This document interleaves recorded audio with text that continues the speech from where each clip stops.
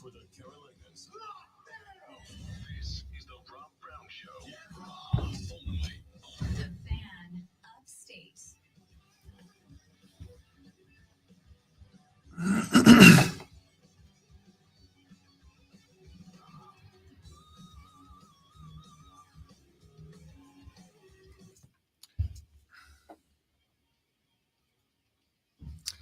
Well, hello there, and good morning to you all. Ladies and gentlemen, the Rob Brown Show is on your radio. The best, the happiest of Fridays to you, my friends. It is so excellent to have you with us today. I hope that you are well. I hope that you have had just the most spectacular of weeks. I hope that last evening was as pleasant and as enjoyable for you as it was for me. I don't even smoke, but at 10:30 last night, I felt so good. I wanted a cigarette. All right. College football is back, and we have games to talk about. Nebraska'd again. Florida'd again, as both of those teams took L's. We had some real interesting lines that got toyed around with a little bit last night. It was very enjoyable. It was a wonderful evening of college football. And I would love nothing more, ladies and gentlemen, than to pop open this microphone and to discuss those games with you. But there are two bits that we have to talk about before we can start getting into stat lines and scores. The first of which is the struggle that I know many of you went through yesterday evening. Those of you that are Spectrum customers, as there is ongoing negotiation between Disney and Spectrum. Disney decided last night to pull ESPN from Spectrum as the Florida-Utah game was about to kick off. That just seems vindictive to me. And you can blame Disney, you can blame Spectrum, you can blame whoever you want. All I know is that situation sucked. And I thought to myself, as much as we need to talk about those games, as much as we need to talk about Spectrum and the results, as much as we need to talk about what went wrong with Billy Napier's team last night, as much as the Carolina Panther fans are going to get the cracks at Matt Rule that they wanted to get into today, something else has come up. Now, I asked Tim, T2, the Timinator, to find Lonzo's breaking news, breaking glass sounder so that we could play that. And he was unable to do so because Lonzo keeps all the good stuff stashed somewhere in a hidden folder. Has sad violin music. No, don't want it. Don't want it. That's not true, Tim. We are going to call for that here in just a minute, but not yet. Right. Because here's what I need from you to start the show. First off, good morning and hello, Tim Snow. Good morning and hello. Second off, when breaking news happens here on the Rob Brown Show in the Fan Upstate, we have a sound effect of breaking glass. It's just it's a wrestling callback we've used for years. And Tim, we can't do breaking news without our breaking glass. So what I need you to do. I think I found it. Oh, really? I think I found it. Well, let's give it a shot. Ladies and gentlemen, we have breaking news. Excellent work, Tim Snow. Excellent work. That's just A+ effort over there. He was on the grind, has been looking for that bite for like 10 minutes now, and he nailed it. But, friends, this breaking news, as much fun as we are having, and of course your breaking news is brought to you by our friends at BetQL. Be a better bettor, be smarter, and beat the books with our friends at BetQL. The Atlantic Coast Conference is no longer a conference centered on the Atlantic Coast. ACC presidents and chancellors met early this morning and gave approval They gave approval. They didn't give approval. They gave approval to the Atlantic Coast Conference to add Stanford, Cal, and SMU to the ACC. The league will move to 18 members, 17 full-time plus Notre Dame. The additions are in all sports and will begin in the 2024-2025 school year.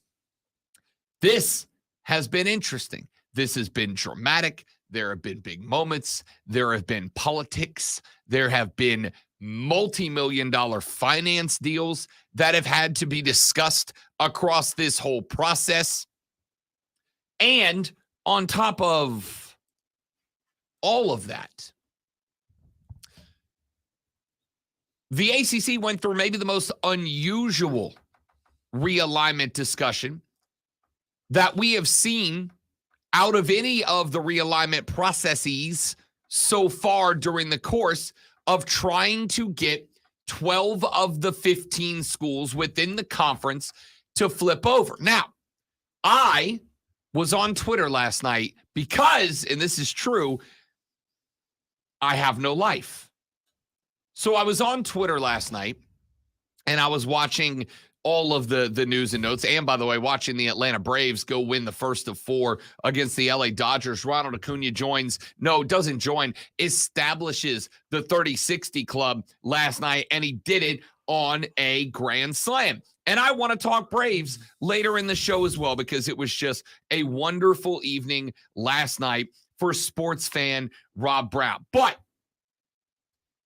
I said last night on Twitter, after Matt Connolly of On3 Sports sent out a tweet that said, not that this is a surprise, but ahead of tomorrow's ACC meeting, I am told Clemson remains against expansion. Clemson never wavered on that and will be voting no if a vote takes place.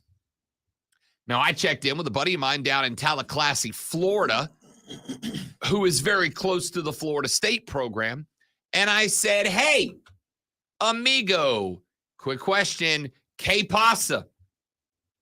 Is FSU going to vote yes or no? And he said, no, FSU is absolutely not voting yes. They will absolutely vote no on this. So I thought to myself, this is still dead on arrival, right? This is still dead on arrival. They're just not going to have the votes here.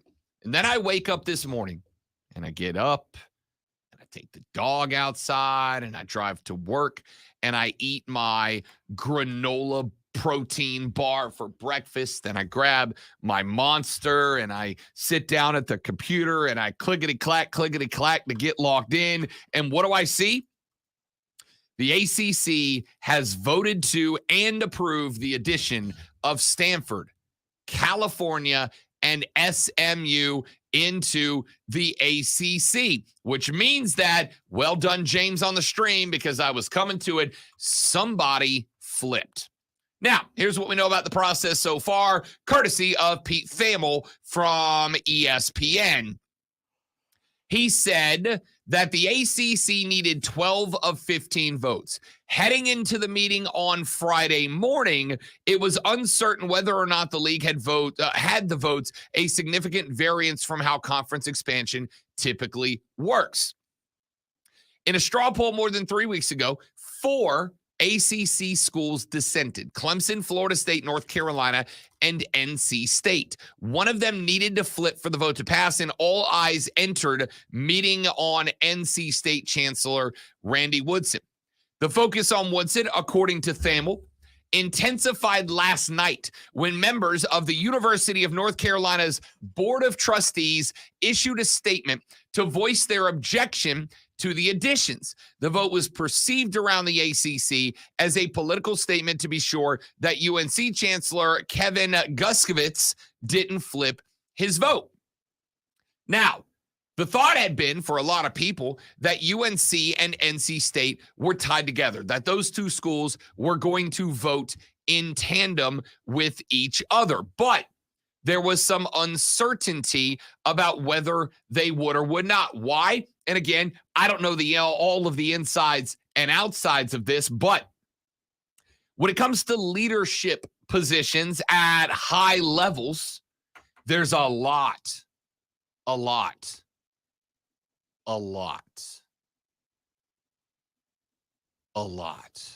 politics involved.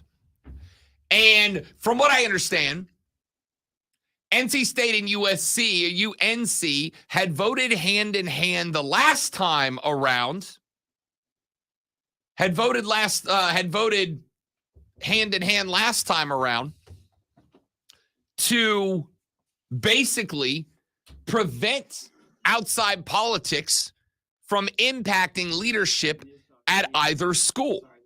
But they have decided now, at least one of the two of them, because I promise you it was not Clemson nor Florida State that changed their vote. Either UNC or NC State did flip the vote. And my guess is going to be NC State. I don't think that the Board of Trustees of UNC is going to put out a statement only to then be directly voted against by their own president, less than 12 hours later. Which means that NC State looked and they went, yo, hold up just a minute, my dudes. Hold up just a minute. Let me think about this. We are not considered one of the elite schools in this conference. We are not FSU. We are not Clemson. We are not North Carolina. We are not Miami. And by the way, I want to talk about Miami's role in all of this later because I really thought Miami was going to be the reason that this conference realignment move did not take place.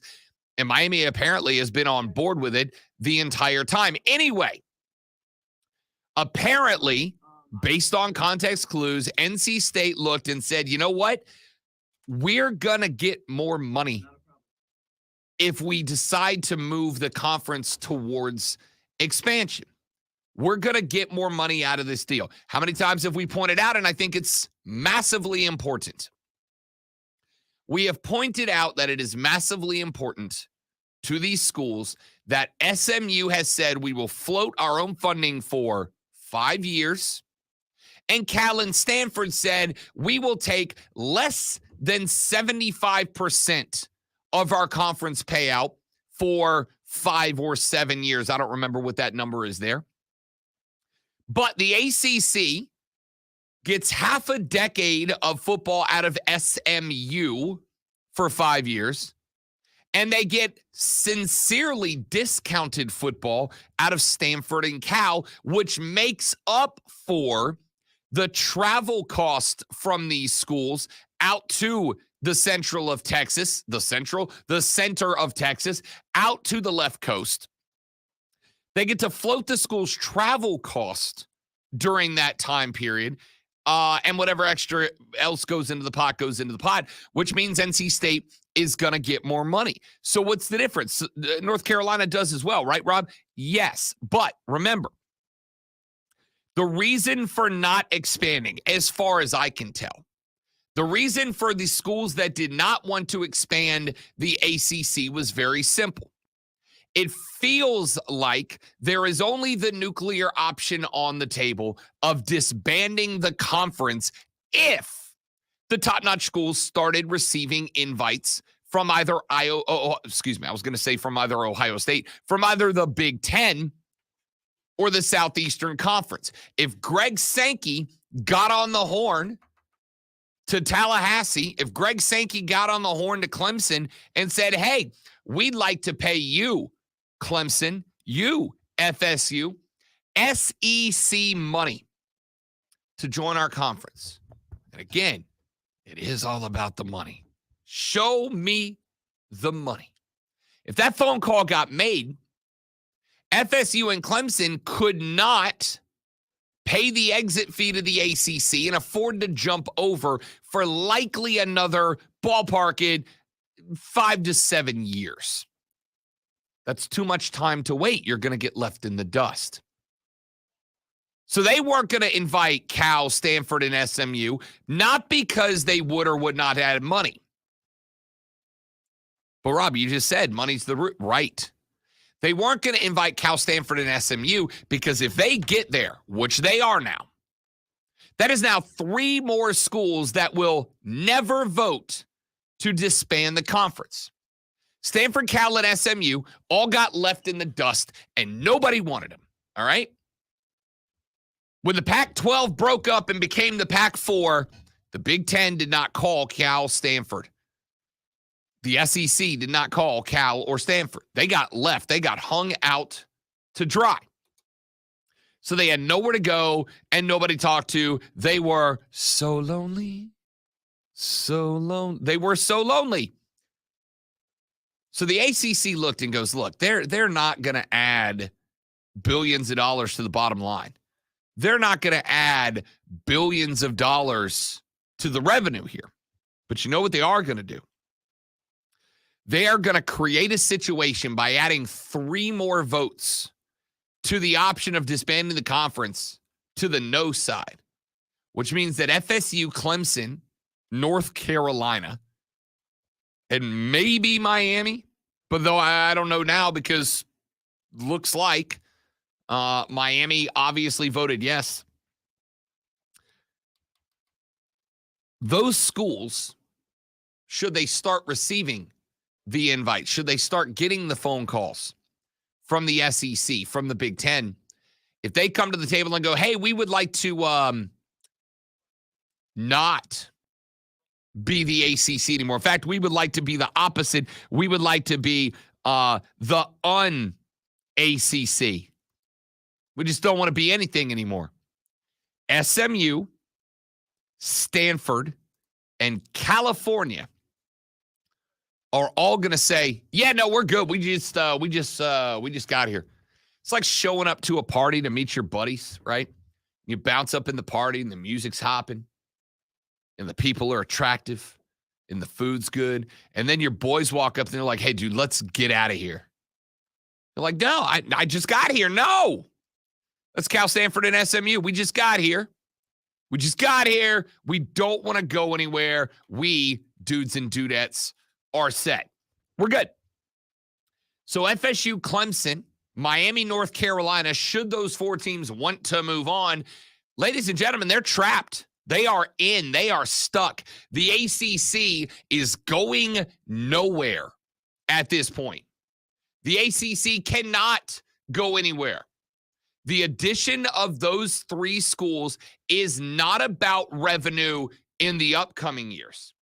The addition of those 3 schools is very simply about screwing Clemson, FSU, Miami, North Carolina, and anybody else who might want out of the ability to reach across the table, slam the red button, and blow this thing up from the inside out so that they can go make money elsewhere and everybody else gets left in the dust. That's what this move is, and exactly and precisely nothing else. Sorry, Noles. Sorry, Tigers. Sorry, Heels. Sorry, Canes. The ACC is here until at least 2036, and short of paying a 7+, maybe 8+ figure buyout deal, you can't go nowhere, my dudes.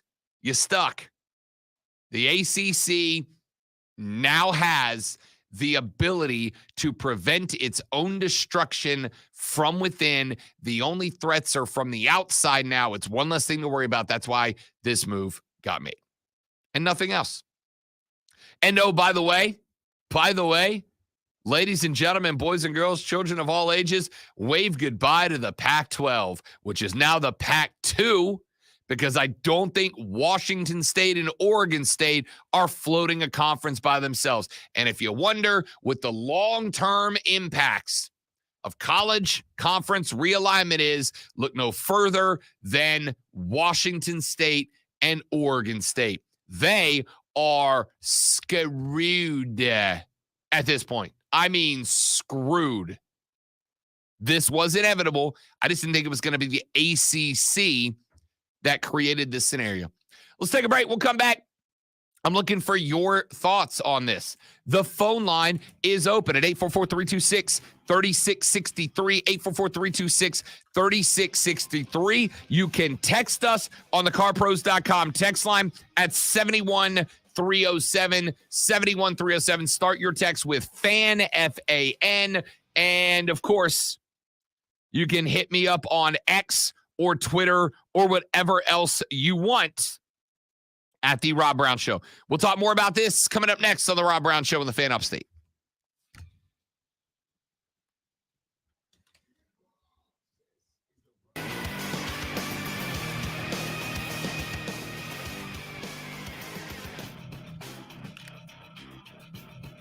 Ladies and gentlemen, it is football season. And if you are anything like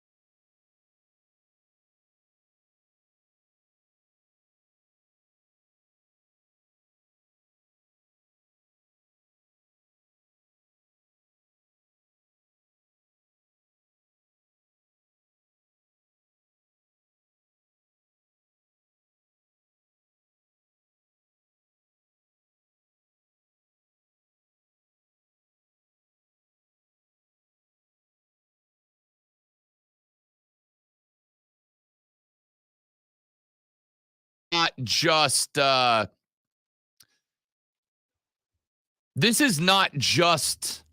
something that we were prepared to talk about. This was out of nowhere. This was out of nowhere. We knew that the meeting was taking place this morning. Now, from what I understood, the thought amongst ACC leadership was that they would not have another meeting regarding this topic unless there was a belief that one of the reported 4 schools that initially said no, Florida State, Clemson, North Carolina, and North Carolina State University, at least one of the 4 schools had changed their mind, and all they needed was one. Over the course of the last week, we saw Notre Dame go public for another request for approval of expansion to invite Cal and Stanford. We saw a lot of news that there was a possibility that a school could flip over. It looks, this is my guess, my speculation, I do not know this officially, but my guess is that it's NC State. North Carolina felt relatively locked in as being a no vote, and I could be wrong, but I am willing to say it was definitively one of the 2 North Carolina schools. We just don't know which one yet. My bet, my money is on NC State. So, one of the schools did in fact flip. One of the schools did indeed cross over, and the invitation was approved this morning. The news dropped minutes before we came on the air.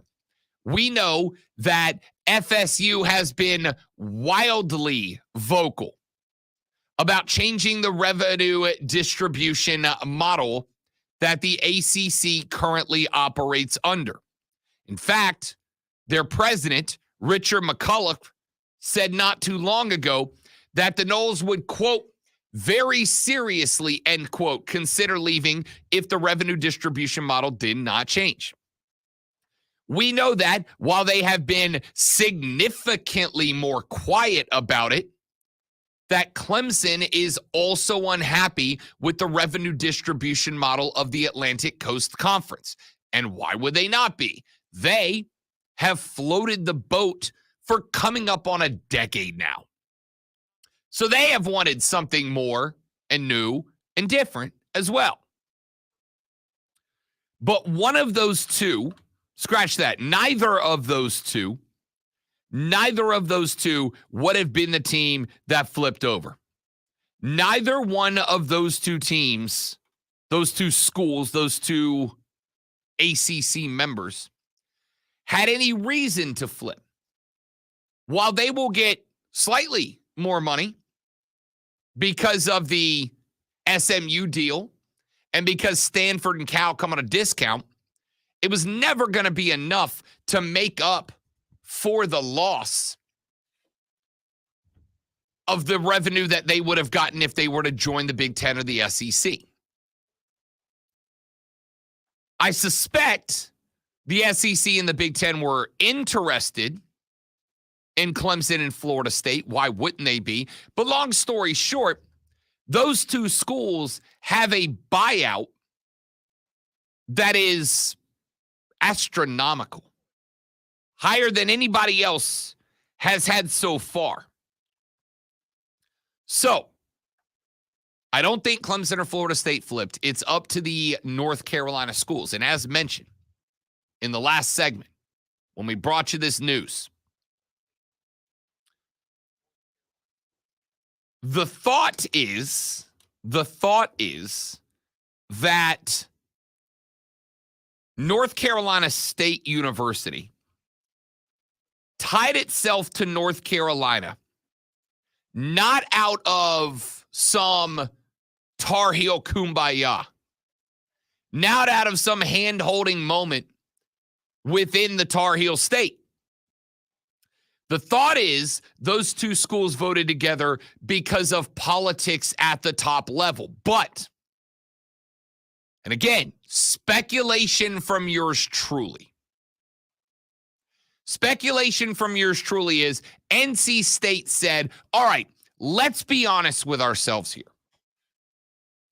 If tomorrow FSU, Clemson, North Carolina, and Miami convinced 3 other schools to slap that nuclear button and blow this conference up, we know FSU's catching a deal with the Big Ten or the SEC.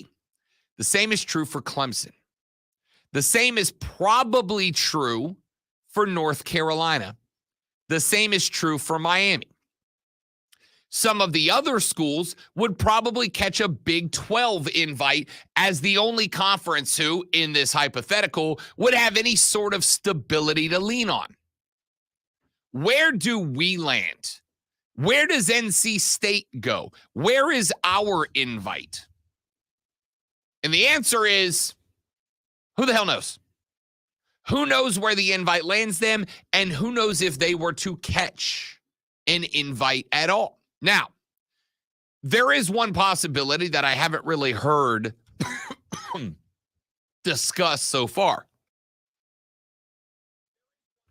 The other possibility, if the ACC went nuclear, the other possibility would have been that the remnants of the ACC conglomerated into something else, right? FSU, Clemson, Miami, North Carolina are gone. Maybe there's one or two other schools that get out. And the standing 10 or 9 or 8 schools go, well, we can still be a conference, right? We'll just form something new. The new ACC, the NACC.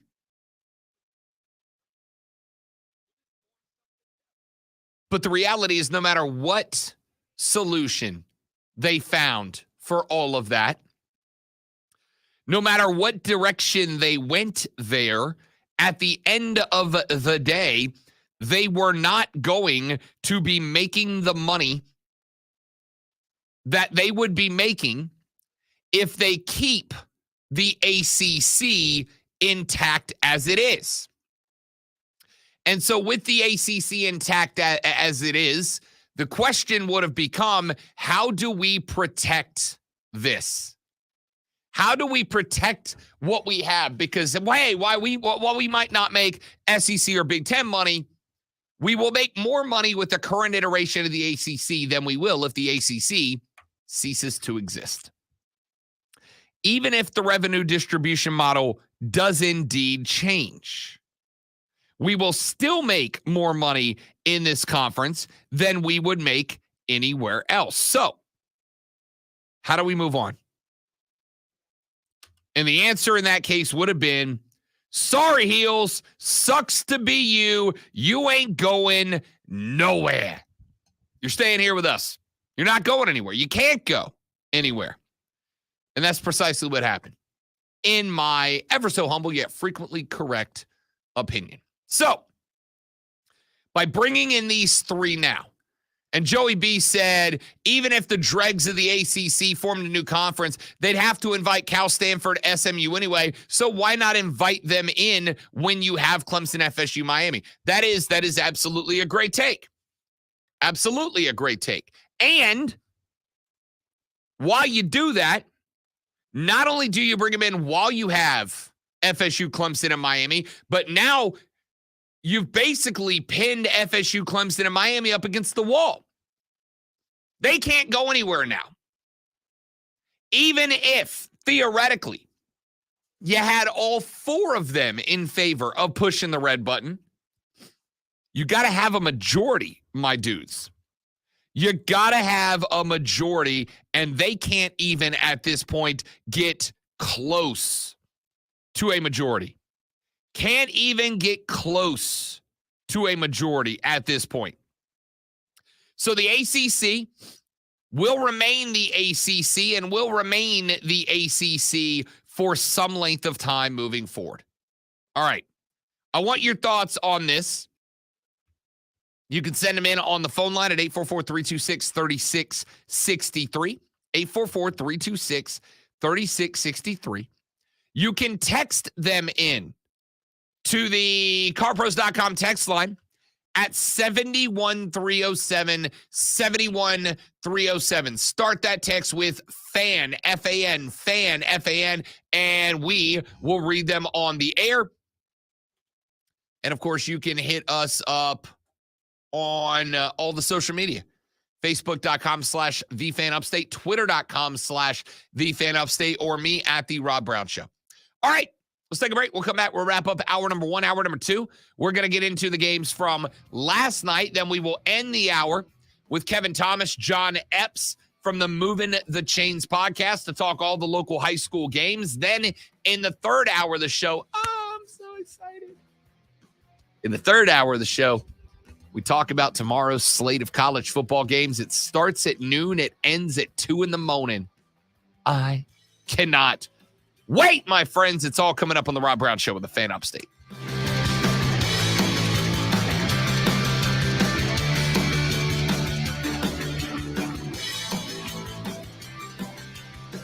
All right, guys, please excuse me for just a minute. I am having an allergy attack and need to go clear the old nasal cavity, so I will be right back. Don't go anywhere. We're going to keep this stuff going when we come back. Be back in just a minute.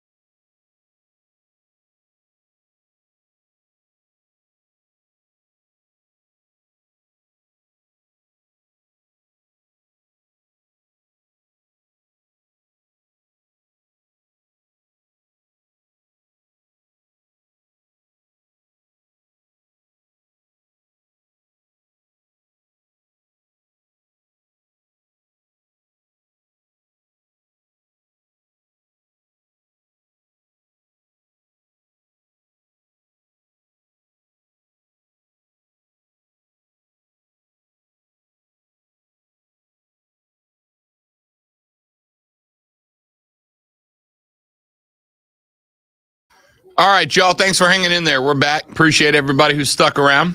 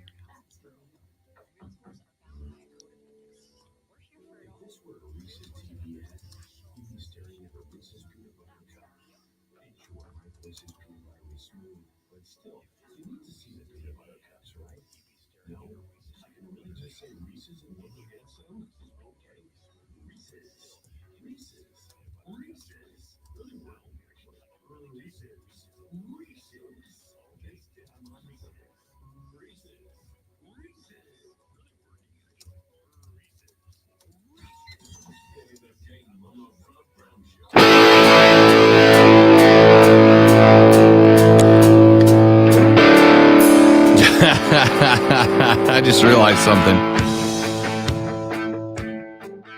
At some point,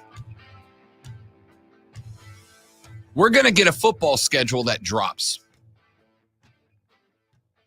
And at some point, probably next season, we're going to have an opening game where the ACC tries to welcome Stanford and California into the Atlantic Coast Conference. And they're going to go out to California, Clemson, Florida State, Miami, North Carolina. They're going to be opening the season against Stanford or Cal on the road. And the upstate of South Carolina is going to have to find a way to get juiced for an 11 p.m. kickoff. Yep. Yeah. Welcome. Good luck. Week 1, the ACC. Clemson ready to make another run to the playoffs. They welcome new ACC member Stanford when they travel out to California to battle the Cardinal with kickoff at 11 p.m. I don't know why I went really, really knockoff dollar store rock DJ there, but you get it. Let me say this one more time. Because I am a masochist. And whenever something happens, my first reaction is, like any other reasonable person, hey, what do you say we jump on social media and find out what Joe Everyman has to say about what's going on? What do you say we pop online and see what the blue-collar folks have to say about this move? And what I'm seeing right now is a whole lot, like a lot of people saying, uh-oh, the ACC is desperate. The ACC thinks that this is going to make football better. The ACC believes Stanford, Cal, and SMU are going to make their conference better. No, they don't, dudes. No, they don't. Or at least I hope they don't. This is not, with a capital N, not about making the ACC a power conference in football. This is not about improving the product. Let me make this clear, and we'll get away from this in the next hour of the show, although this is massive realignment news. This is not about making the ACC better at football. This is about making the ACC continue to exist. Nothing else. This is about making the ACC continue to exist. That is the start. That is the finish. That is the beginning. That is the end. No matter what they do, they will always be around. 'Cause no matter what you do, Knowles, you can't go anywhere else. Da-na-na-na-na. All right, that was bad, but you get it. They can't go anywhere. The votes aren't there. The ACC is now locked down. The rules were in place. They needed more than a majority to disband the conference. SMU, Stanford, and Cal are not going to show up and then a year and a half later go, hey, yeah, no, screw this, we're out. Right? They have a home. And while that home may not pay as much as other homes are paying right now, they got a job, dog. How many of y'all right now don't make the amount of money that you would like to make doing your job? I would say pretty much everybody. How many of y'all know that if you were to switch companies and do the same job somewhere else, that you would make more money? I would say probably a handful of y'all feel that way. But how many of y'all can't? Because those other companies, they're not hiring. Or more specifically, they won't hire you. The reality is sometimes you just got to work a job, not because it's the best job, not because it's the highest paying job, but because it's a job you can do and you have it. And that's it. That's Stanford, Cal, and SMU. They were working for a crap company. Now they're working for a respectable company. They're getting paid. It ain't as much as they'd like, but ain't nobody else hiring right now. This move was never about making the ACC a better football conference. This move was never about creating a situation where the ACC is somehow more competitive with the Big Ten and the Southeastern Conference overall in quality of product. Although, as I mentioned, I do think the ACC will be as good as the Big Ten this year, and I mean that. But this was never about making the ACC be able to go toe-to-toe with the Big Ten or with the Southeastern Conference. It was very simply a fight for existence. It was a fight for existence. It was a fight to stay alive, to keep the murderers that were already in the house, FSU and Clemson primarily, from finishing the job, which they might could have done. One phone call from Randy McCulloch, the president at Florida State. He gets on the horn with Duke, and he goes, hey, Duke. Hey, Duke, it's Randy. It's Randy over at Florida State. Listen, real quick. If you vote to disband the ACC for us, if you say yes, we talked to our friends over at the SEC, and they told us that if we joined, right, if we disband, they're going to send us an invite, and we cut a deal that if they offer us an invite and we accept it, that we could bring one school with us. We could pick any school we wanted out of the ACC, and you could come with us. And if you vote yes to disband the conference, then we'll let you be our school. You can be our +1. I mean, I'm not saying that's what did happen, what would happen. I'm saying it's what could happen. And now, that's not gonna work. It's not gonna work because there's 3 more no votes. There just is not enough yes votes. There's just not enough yes votes. The ACC wants the best football conference that they can put together. Yes.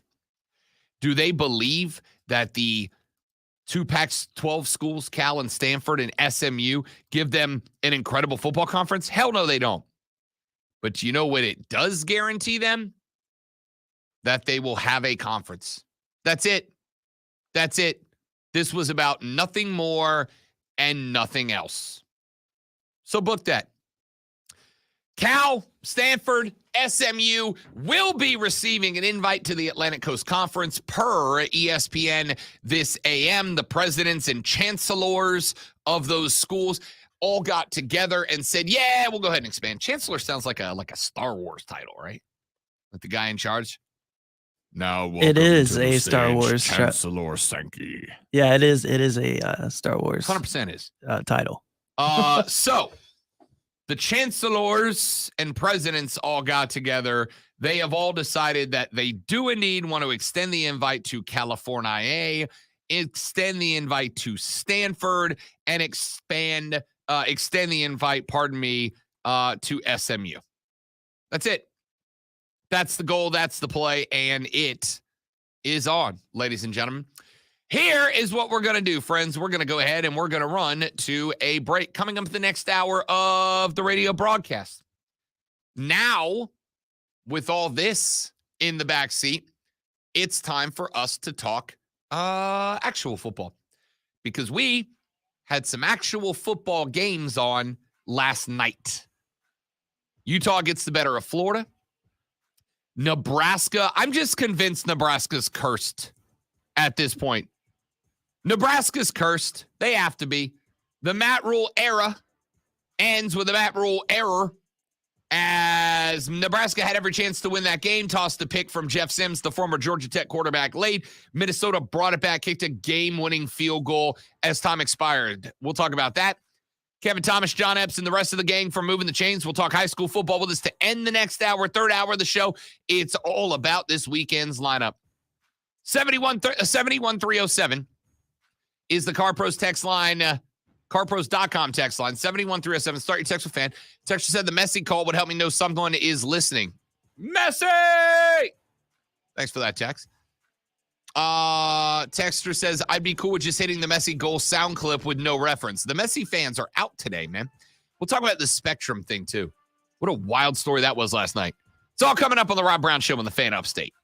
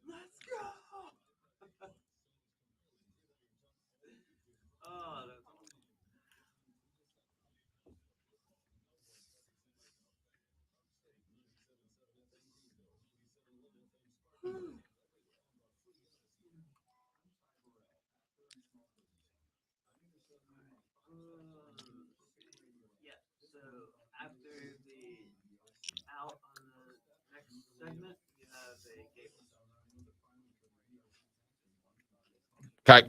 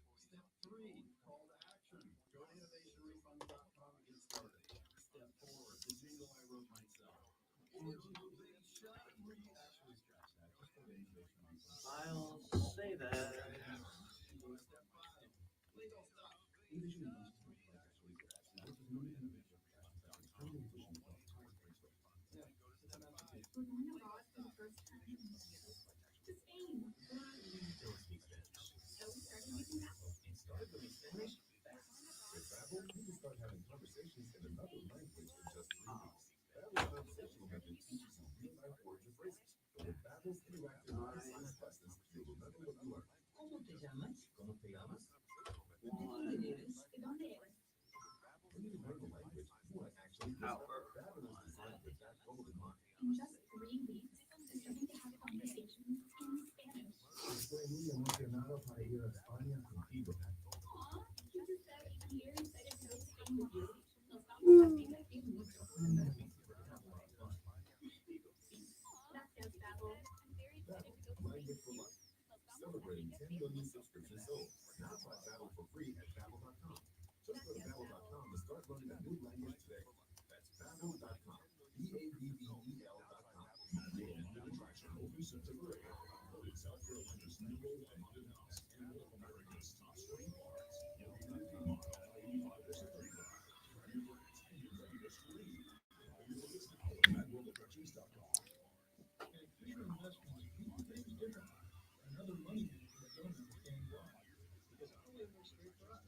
But it may not work for your clients.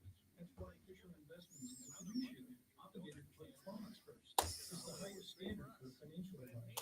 So what do you provide? Fisher Leonard portfolios like the rest of us. No cookie cutter portfolios here. Fisher Investments tailors portfolios to meet each client's goals and needs. Well, you do some investments that are in high commissions, right? And make commissions when you make trades for your clients.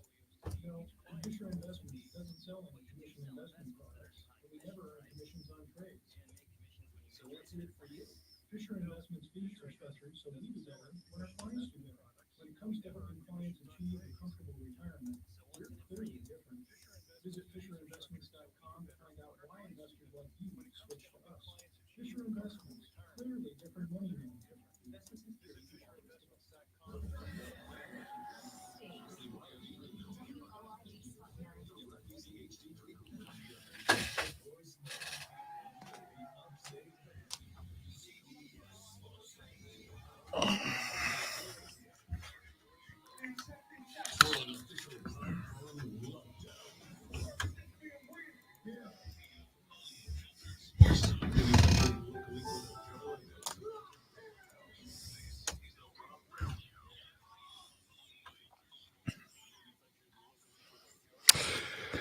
Ladies and gentlemen, the Rob Brown Show rolls on. It is our numero dos on a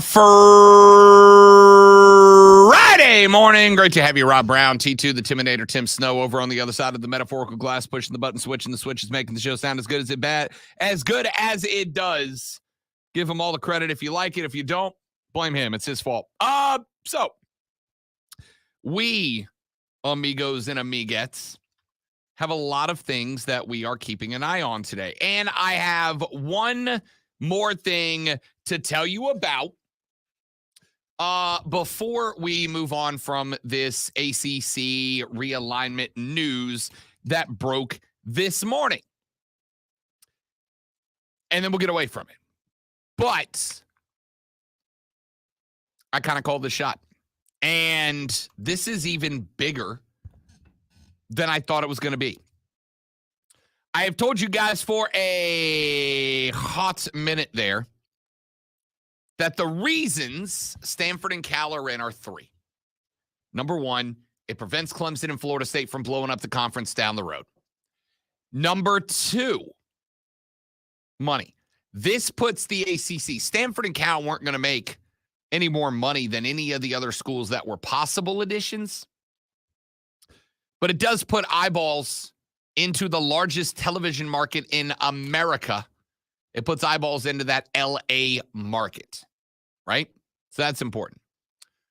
But now we learn what I think might be the biggest reason of all. Remember to the way back, the end of the last segment, when I told you that one of the selling points was the fact that Southern Methodist University, SMU, would be forgoing conference television revenue for at least 5 years, right? For at least 5 years. Well, dudes and dudettes, according to Nicole Auerbach from The Athletic, she is a senior writer and a college football insider for NBC Sports. Nicole Auerbach says that the tipping point, the selling point, what pushed this over the edge and got NC State to flip. I'm sorry, who told you? Yeah. The selling point that got the Wolfpack to turn their back on FSU, Clemson, and North Carolina was that Southern Methodist has elected to forego, according to Nicole Auerbach, ACC television revenue for 9 years. For the next 9 seasons of football, SMU will not take their television revenue from the Atlantic Coast Conference. Incredible. 9 years SMU won't take money. That means that there is effectively 1.6 shares. I'm mathing in my head. It's a scary place. Let me just say it how it is so that I don't have to math, because I don't like mathing. For the next 9 years, all the money that would otherwise go to SMU will go back into the conference pot to be split up. And 30% of the money that would have gone to Stanford and Cal for the next, I believe, 5 years, 30% of the money, so 60% of one full share that would have gone to Stanford and Cal will also go back into the pot. So that is a lot of money out there. A lot of money out there that goes back into the kitty of the ACC that can be distributed out, which means NC State knows, hey, we're going to make more money here than we do going anywhere else. If we vote to disband and don't get an invite, we are screwed. So that's why this got made. I am going to shout out lovingly to my guy, my amigo, my compatriot, my comrade Diesel, because we are there's a conversation amongst us going around on the social media right now about how this all came to pass. And Diesel said on his Twitter account at Diesel on Radio, give him a follow. He said, we'll never know, but did the ACC even attempt to keep geography in mind? Did they ever approach West Virginia, Maryland, UCF, Georgia State, App State, or Memphis? I can go ahead and tell you. They absolutely did not. They absolutely did not. And they absolutely would not. First off, Maryland ain't going nowhere. They're in the Big Ten. They got mucho dinero. West Virginia ain't going nowhere. They're in the Big 12. They don't have as much dinero, but they're pretty good there. UCF, same story. And respectful to Georgia State, App State, and Memphis to the D train, none of those schools move the needle. None of those schools are bringing in more money, right? Or at least certainly not bringing in more money than Stanford and Cal and SMU do. And what's the big difference? Well, it's twofold. Number one, SMU is not taking a dime for 9 years. 9 years. Could you imagine a situation where somebody was going to give you free money for 9 years? Yeah, that sounds amazing. Sounds amazing. Second off, Stanford and Cal add eyeballs. And while this is not as important as it has been in days gone by, Stanford and Cal allow ACC eyeballs to turn towards the nation's top television market. That's it. That's it. That's all this is. That's all this was. That's all this ever will be. It is the money, dudes. It is the money. Stop trying to think that it is anything else. It is the money.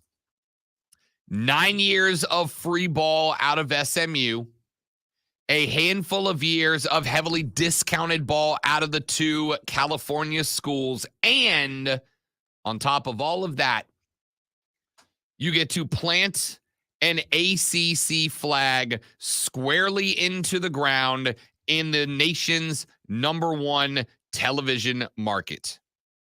That's the move, dudes. That's the move. That's all this is about. So, for those of you that are sitting here going, wait a minute, Rob, wait a minute. Why would the Atlantic Coast Conference, why would they not invite schools on the Atlantic Coast Conference? The answer is, number one, California, Los Angeles primarily. You get 2 schools in that market, and you get them at a heavy discount. Number 2, SMU, 9 years of free football to put back into your own pocket. And number 3, screw you, Clemson. Screw you, Florida State. That's it. That's all this is. That's all that was. Man, it is what it is. It is what it is. I will say this. The whole situation at this point can only be described as one thing. Messi!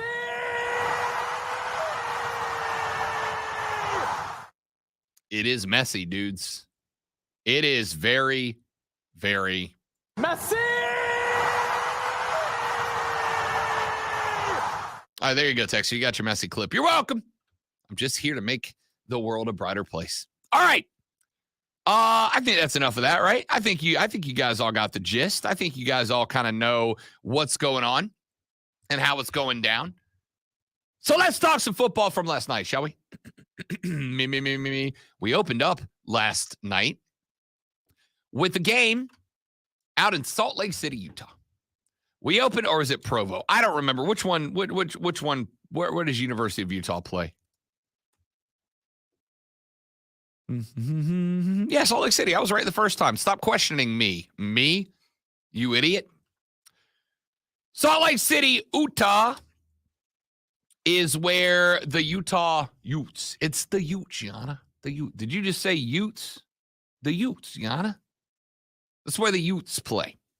Last night, ladies and gentlemen, the mighty Gators of Florida took themselves a little roadie, went out to Utah to take on the Utes, the number 14 team in the country. And I am very simply going to say that Florida shot themselves in the foot, and then they shot themselves in the other foot, and then they shot themselves again back in the first foot, and then they shot themselves one more time back in the other foot again. And I don't know that there is a better example of that than what happened on a punt return for the Florida Gators. Give me that sound back to this computer, if you don't mind, Tim Snow, because, ladies and gentlemen, something interesting did happen in this game. There was a punt return in the second quarter. At this point in the game, Florida was down 6 points. There were 9.5 minutes remaining in the second quarter of this football game. Florida lined up to punt. Scratch that. Utah lined up to punt. Florida returned. Let me start all of this sentence over again because I suck at this job. Utah lined up to punt. Florida put on the punt return. They dropped back their kick returner, number 3. He was standing inside the 5. He took the ball. And then this happened. Jason Marshall, one of the guys that's called into Equipment violation on the punts. defense. There were 2 number 3s on the field. Yep. Equipment violation on the defense. There were 2 number 3s on the field. They had the number 3 out there as a kick returner. They had a number 3 as an up back outside trying to lay down some blocks.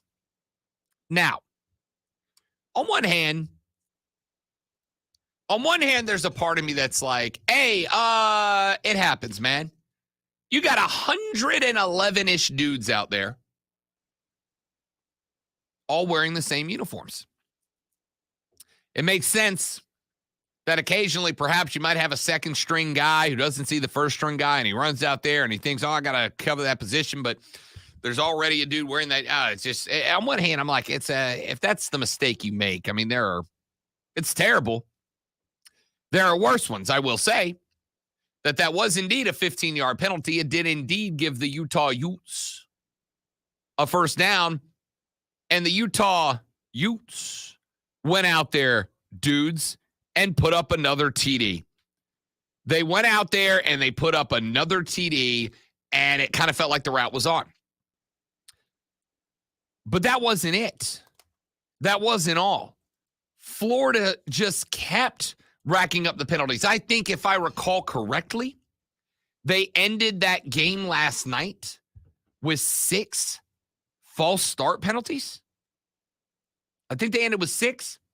And if I recall, 3 of them came on third downs for the Gators. The Gusty Gators last night had about the worst day you could possibly have on third downs. On third downs, I believe they went 0 for 9 on the night. Didn't convert one last night, if I recall correctly. Now, I've seen a lot of Florida fans ready to drop the Macho Man Randy Savage elbow down on Graham Mertz, the starting quarterback. Y'all, Graham Mertz went 31 of 44. That is a completion percentage of around 60%.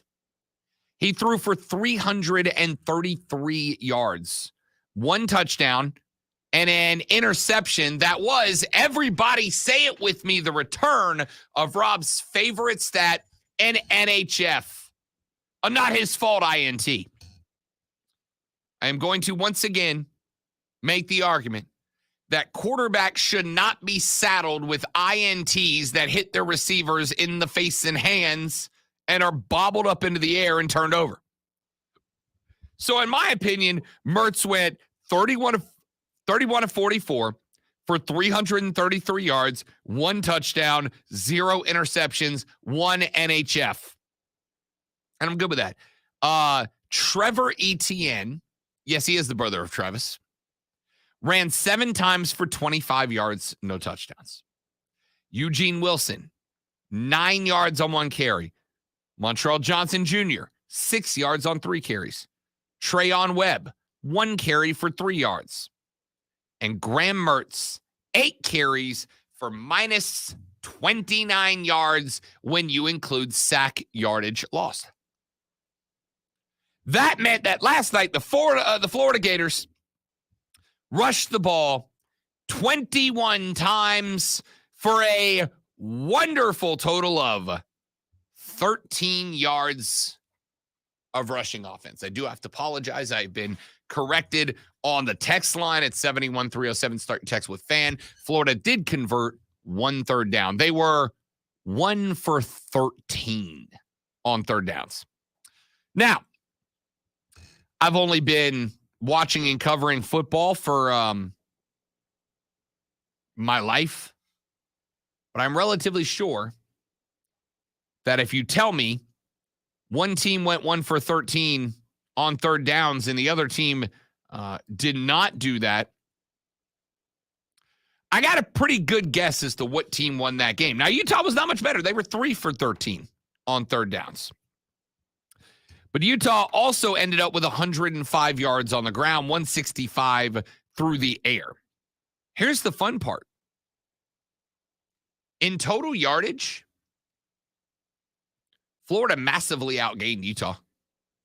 Florida put 346 yards of offense up, 333 through the air, and then, as we mentioned, that whopping 13 on the ground. Utah only had 270 yards. 15 of 23 through the air. They rushed the ball 30 times for 105 yards. That's an average of 3.5 yards per carry, compared to Florida's 0.6. There was another stat that killed the Gators. Penalties.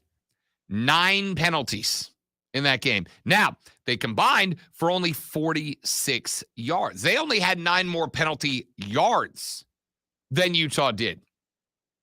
They actually also controlled the clock, did the Mighty Gators of Florida. 31 minutes and 52 seconds of clock time attributed to the Florida Gator offense. But when the mistakes happened, the mistakes were awful. When the mistakes happened, the mistakes were atrocious. When the mistakes happened, they could not have come at worse times for Florida. And I'm going to tell you right now, I was watching that game last night, and I was watching it on the 75-inch.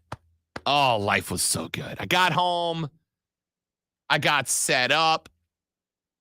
I went to the Bro Cave. And by the way, the Bro Cave's for everybody. I went to the Bro Cave.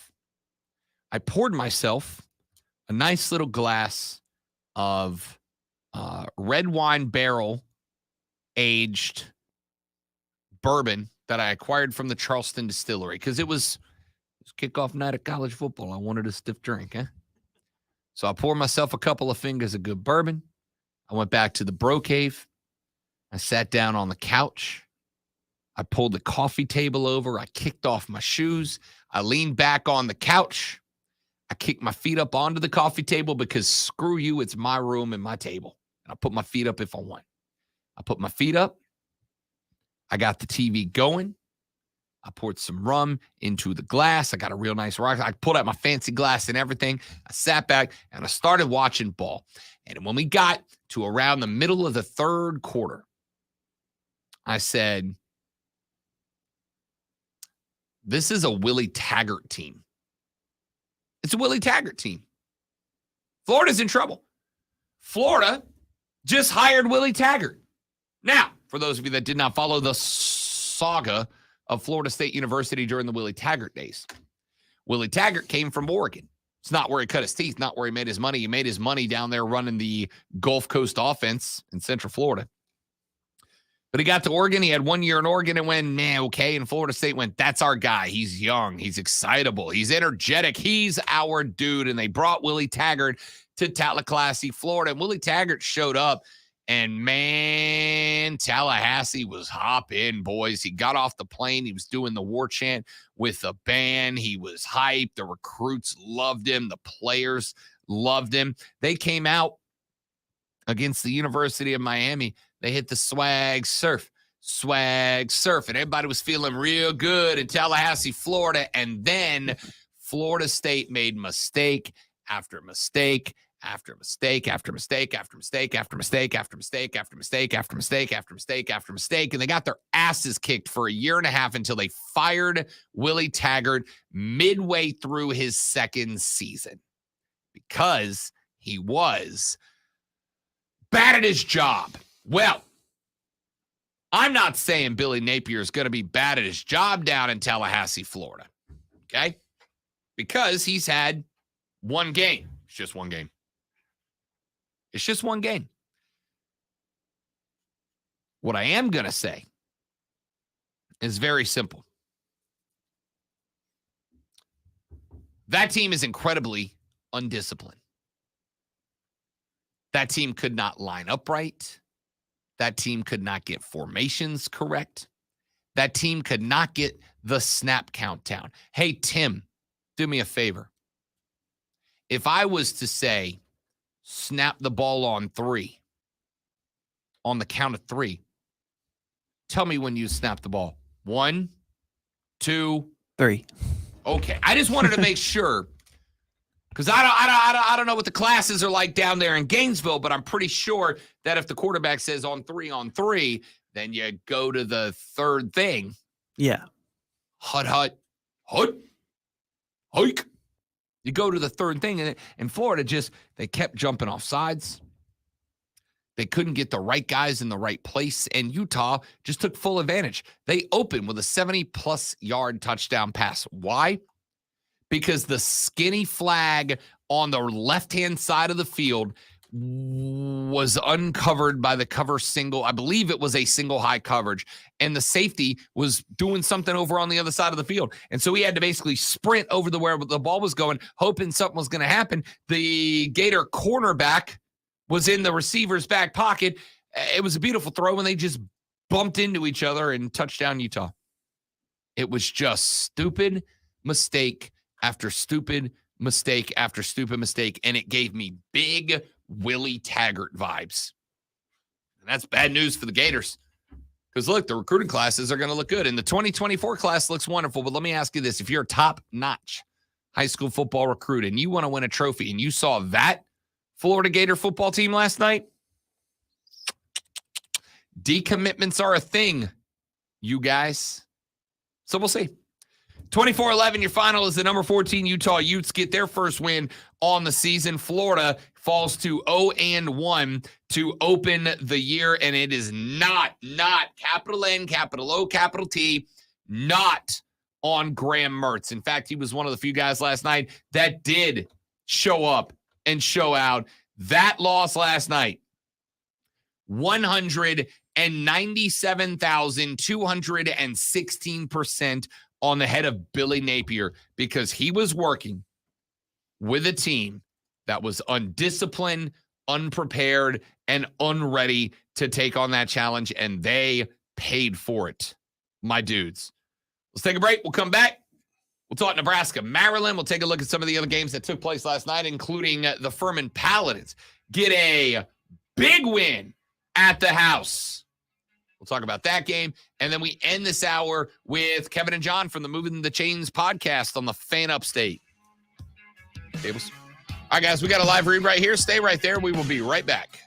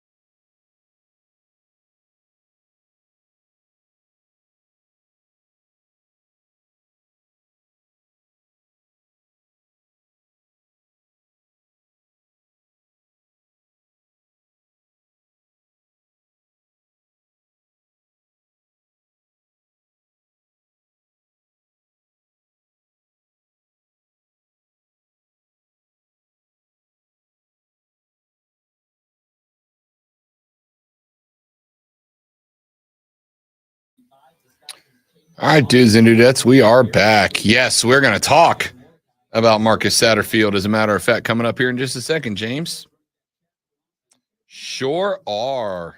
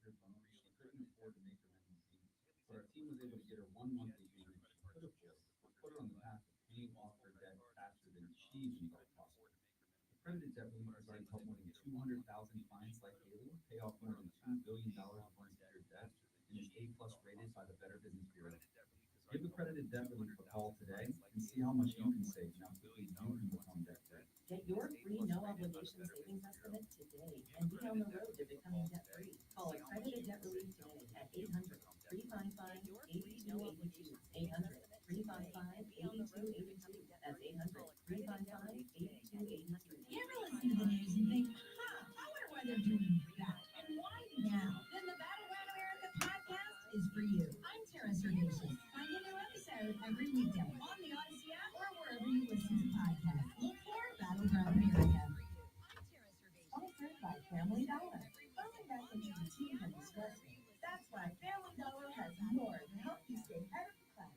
Stock your pantry and save with snack-time favorites like cereal, cookies, crackers, and enticing frozen chicken. Family Dollar, helping you do more.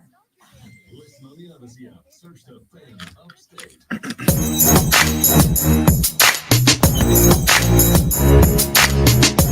The Rob Brown Show rolls on. It is the Fan Upstate. Texter said, Rob, the best part of the Florida game was the cut-ins of Jaden Rashada lighting it up at Arizona State.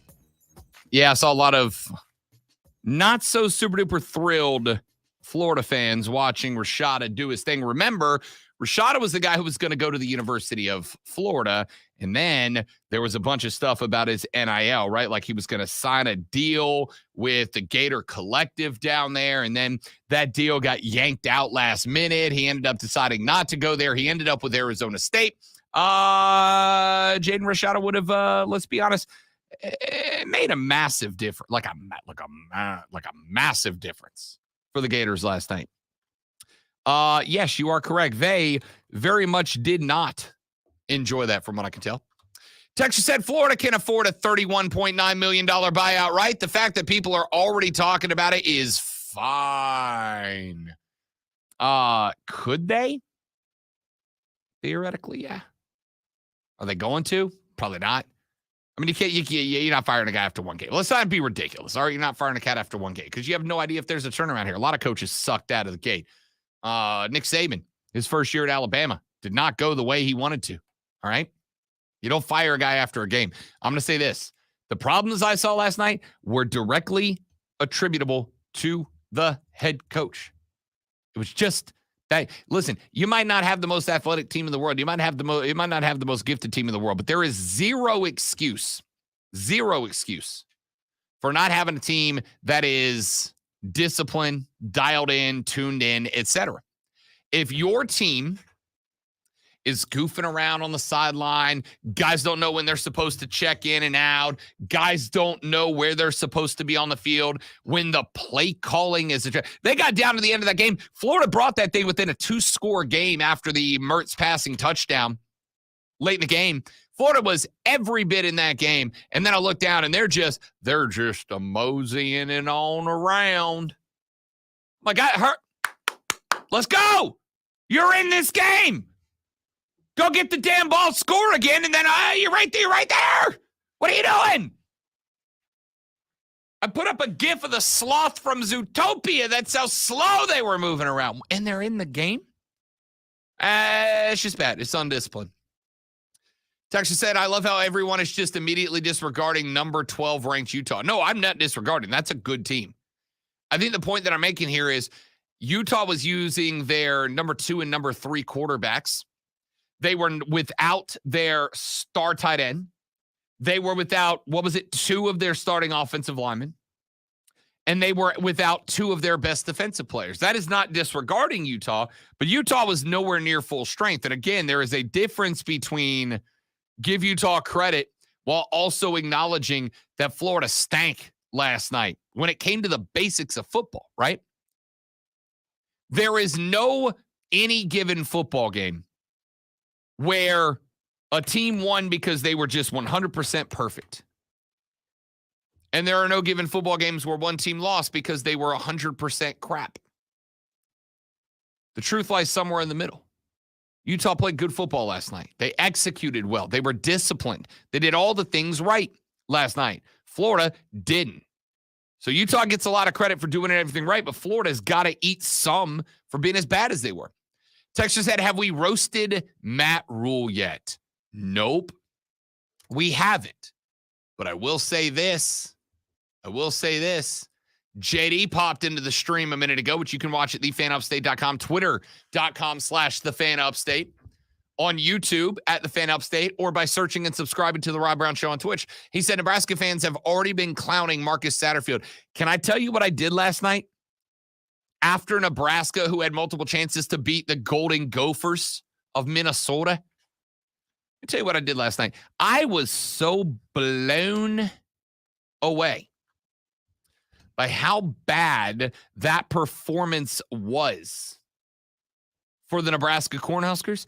I was so blown away by how atrocious that was last night that I immediately blamed it on Marcus Satterfield because the offensive play calling was so bad that my 2 Nebraska amigos were both blowing up my phone like, Rob, what the hell is this crap? And I went, this is me having had a point about Marcus Satterfield, dudes. This is me smiling and giving you the thumbs up that I told you when that hire got made. You'll regret that. You'll regret that. I look back at the end of last year. Marcus Satterfield's last game. South Carolina won't admit this. They don't have to. We all know. Marcus Satterfield's last game calling the plays was the Florida game. Anybody remember what happened in the Florida game? They sucked and they got smoked. Then the next week, they took on the Volunteers. Marcus Satterfield was not at the helm anymore. It looked like BMO took over the play calling. And what happened? They dumped 63. What happened the week after that? They went into Clemson and they scored 31 and they won the football game. I am taking a very silver lining look, and we'll talk more about this in the next hour because we got the Moving the Chains fellas coming up here in just a minute. But I really, based on all of those things, I really genuinely have to look at this now and go, maybe Satterfield really was the problem. Maybe Marcus Satterfield really was the issue with the South Carolina offense last year. Maybe what we got in the final 2 weeks was not the anomaly. Maybe that's really what they're capable of. And maybe, and just maybe, the South Carolina offense without him at the helm can be good this year. Rob Brown last night went and put some jing-a-ling-a-ling down on the Gamecocks to cover plus 2.5. I get South Carolina plus 2.5 points, and I took it because I really, really thought last night maybe Satterfield was the problem because Nebraska's offense looked miserable last night. They looked confused. They looked like the play calling was just incomprehensible to them. It really, truly, genuinely felt like they just didn't know what the hell to do last night when they had the football. And so I went ahead and put some scratch down on the Gamecocks. I'm going to trust that offense without Marcus Satterfield at the helm. But we shall see.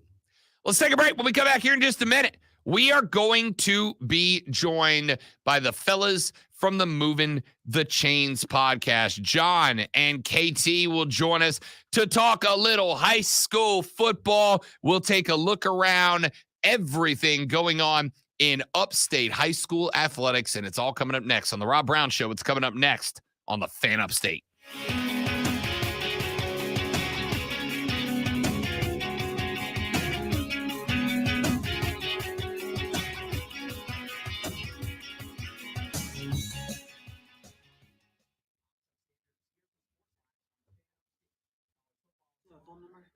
Nope, they're going to join us on the stream. Yep. All right, guys, give it just a minute. I'm going to get Kevin and John lined up, and then we will come back. Stay right there. Be right back with some high school football.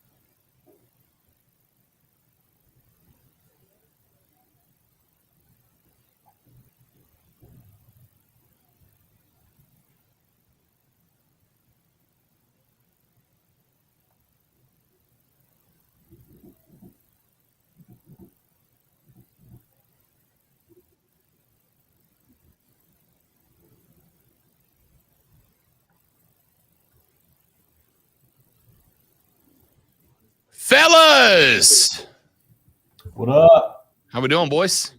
Doing well, Rob. Where's my damn hat? Yeah, Kevin. I got you. I gotta bring you one. I've been telling him to bring it to you. I'm out here trying to promote the boys, and I can't even get just like the littlest bit of swag. What is this? I got you.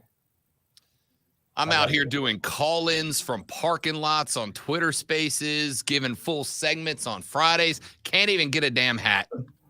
I got you, man. I have to bring you one for real. Side note, I think I've got some good news on that one account we talked about the other day. Let's go. So hopefully that'll be back. Love to hear it. Yeah. Love to hear it. Yeah. I'm excited for those warehouse specials too this weekend. That'll be fun.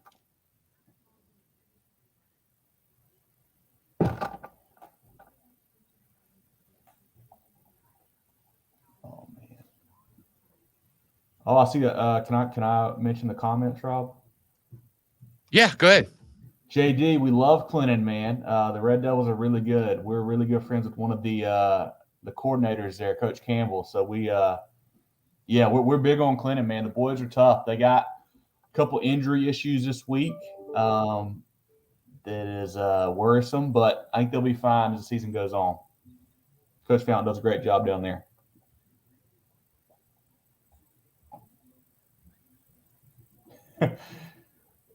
Yeah, James, Easley is they're working on some stuff. I like Coach Dura a lot. I think he's got some good stuff going on. But all right, boys, we're coming back. Here we go.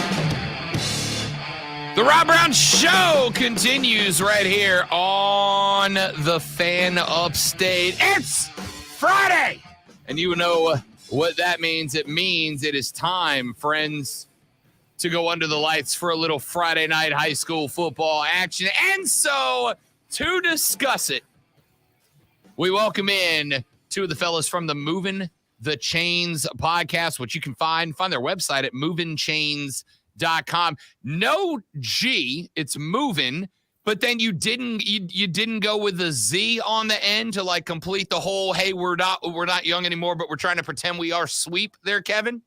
I feel like that was almost too like try hardy, you know, with Z. So didn't want to go that route. Okay. I like it. Movinchains.com. You can find them under that same handle on Facebook, on Twitter, on Instagram. And of course, their podcast is available on Spotify, Apple Podcasts, and Google Podcasts. If you follow high school football, not just in the upstate, but across the entire state of South Carolina, Kevin Thomas, John Epps, and where's Jarrell? What's Jarrell doing? Is he too good to hang out with us?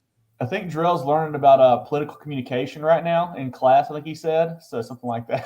He could be here talking football, and he's learning about political communication. He's a worldly man. Gross. I hate it.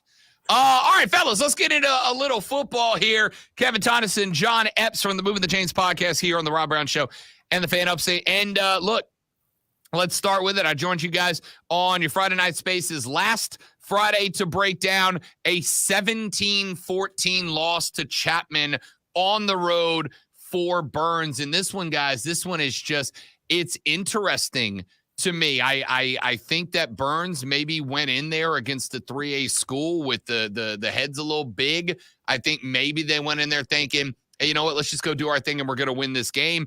Chapman had, and I mean this, and I say this with all due respect, because you guys know I want Burns to win every single game. I want to call a state championship game.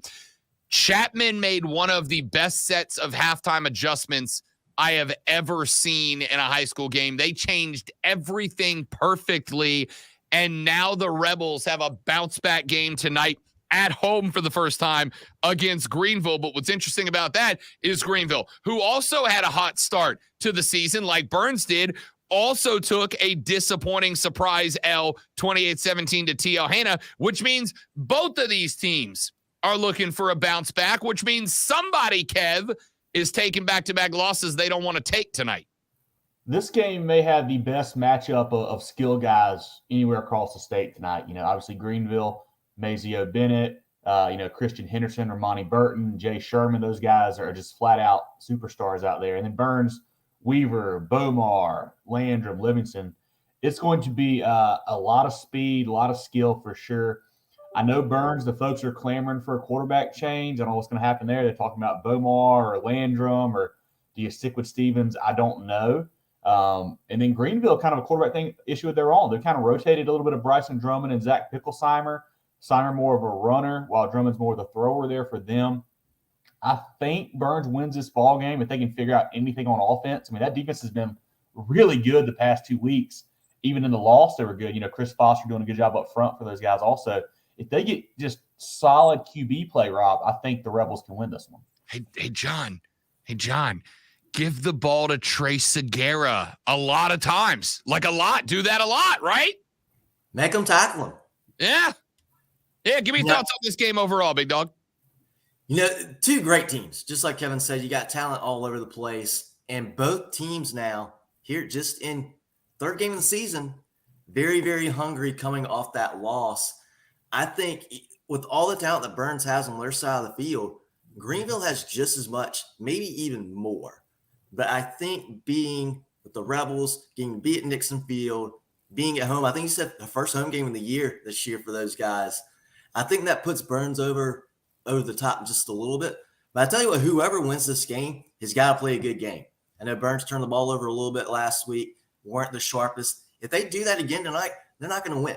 And same for Greenville, too. The Red Raiders got to be sharp. They got to play good football. Got to tackle Segura, get him on the ground.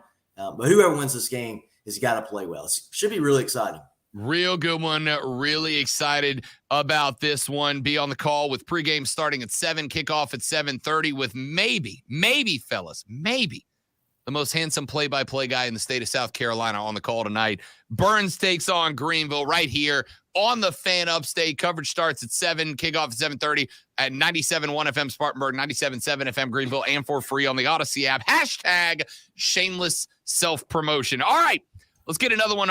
Chapman, speak of the Devils, 2-0 after a big win over Burns last week. They are on the road at Boiling Springs. Boiling Springs took an L in week 1, but last week, 300 yards passing for Lincoln Husky, 5 touchdowns, a 55-0 demo job on Malden last week. Chapman feeling themselves, Boiling Springs feeling themselves. This one could get fun, fellas. This is a really interesting ball game. You know, Bowling Springs the last few years has not been very good. They've got a new head coach now, Matt Reel. He's taken teams to state championships before, so he's a good head coach. There, I think they're progressing the right direction. They got a lefty quarterback, Lincoln Husky, can sling it all over the yard there. Huge win last week, like we mentioned, over Malden. And then Chapman, can they back it up 2 weeks in a row? You know, they had a solid win week 0 over Woodruff. We didn't think much of it because Woodruff's not a great football team. But then they come back and they beat Burns in a comeback fashion there. They really kind of put 3A on notice. If they can back that up and beat this good, or I think pretty good 5A team, that would really send a shockwave through the classification. And this is a really exciting game for both of these teams because I think whoever comes out on top tonight has got all kinds of momentum going into the rest of the season. Chapman, a very, very good program, taking maybe a little bit of a step back last few years. Marquee win, of course, Friday against Burns. If they can knock off 2 5A teams, 2 very good 5A teams in a row, I mean, 3A has to look out, and we got to pay attention to Chapman again. And then you flip the script over to Boiling Springs, you know, really been an afterthought in that region for a few years now. Just put up double nickels on Malden last week. And then if they beat a Chapman team that proved last 2 weeks, they're pretty good. I think I'll really start talking about Boiling Springs being serious and being considered in that very, very good region that they're in. South Point is 2-0. They are on the road at Gaffney. South Point is 2-0 with a 35-13 win over Rock Hill last week, and maybe the greatest set of skill position names of all time with Malachi Marshall, Xavier Preston, Zantuan Nelson out there. Gaffney, on the other hand, real tough loss back in week 1 for the Indians, but they found it last week, 63-7 wins over Union. I got to think Gaffney's got to be the lean if we're making the assumption that they kind of found that mojo again last week. If Greenville Burns doesn't have the most athletes, then this game probably does. South Point, the Marshall kids, a Georgia State commit, can really move, really throw it very well. Always tough and physical on defense, the Stallions are there. Gaffney still kind of figuring out the things with new quarterback Riley Staten. Had a big game last week, but Union is not very good. The running back, Jay McDowell, he's a stud, a name to watch out for. Little John out wide. And then, defensively, they had a couple guys out. I think they're back to full health now, it seems like. And I think the biggest thing for Gaffney, they're playing at home. And then everybody remembers last year, week 0, they got smoked by these guys. Just absolutely doors blown off. They got a little bit of a revenge factor going on there. I think Gaffney wins this one a close one, but this one really could go either way. All right, let's take a look real quick at some of the other big games coming down the pipe tonight. Let's run over Hillcrest at Clover. Give me about 12 seconds on it. Hillcrest's going to win this game. There's too much talent on the football field for the Rams. Clover did not look good last Friday. Rams, we got to start talking about the Rams more. Kev, talk to me about Dorman at Greenwood. Dorman, first win for Coach Morris last week. Greenwood, I think, has improved this year. I think Greenwood wins this one, and if they do, that's a really big win for the Eagles. John Epps, Broome at Spartanburg. Tell you what, Broome has been off to a hot start. They got a great running back on their side. But Spartanburg, talk about the Vikings. They knocked off King Dutch Fork earlier this year. Spartanburg, the real deal. Nothing against Broome, but I think the Vikings take this one tonight. Fellas, always good to have you. We doing a little Spaces action on the old X tonight. You know it, man. Probably 10:30-ish, 11-ish, whenever the games get over, we'll be on there. Make sure you boys are being followed. Oh, I should say, make sure y'all are following your boys on Twitter and Instagram at Moving Chains. They will go live with the Friday night Spaces where they will break down games from around the state. They have coaches and players and very handsome play-by-play guys join them every week to break down those games. And Kevin, I want my damn hat. I got you, man. I'll get with you next week. All right. Don't send the goons yet. Yeah, sure he will. Sure he will, John. Sure he will. Fellas, see y'all next Friday. Appreciate it, guys. See you guys. Take care. John Epps, Kevin Thomas from the Moving the Chains podcast. Again, make sure you're following them on social media at Moving Chains and on their website, movingchains.com. Podcast available on Spotify, Apple Podcasts, and Google Podcasts. We are back with the third hour, including breakdowns of Clemson, Duke, and South Carolina, North Carolina next on the Rob Brown Show and the Fan Upstate. Excellent work, fellas. Thanks, buddy. Appreciate you Rob. all. I'll put them in queue real quick. All right, sorry about that. Say that again, Kev. Couldn't hear you. I appreciate you as always. Yeah, man. Yeah. Y'all enjoy. Where y'all going to be at tonight? I'm actually going to Gaffney. Nice. Nice. Yeah. I'll be going down towards Aiken, Silver Bluff down there. So Nobody coming up for Greenville Burns. The disrespect. I think I think we'll we'll be have over plenty there of at some chances to point. see those two, I think, throughout the season. All right, boys. Y'all enjoy it. I'll see y'all online tonight. Thanks, Rob. All right, Talk to good you luck, soon. Hey, Bye. guys.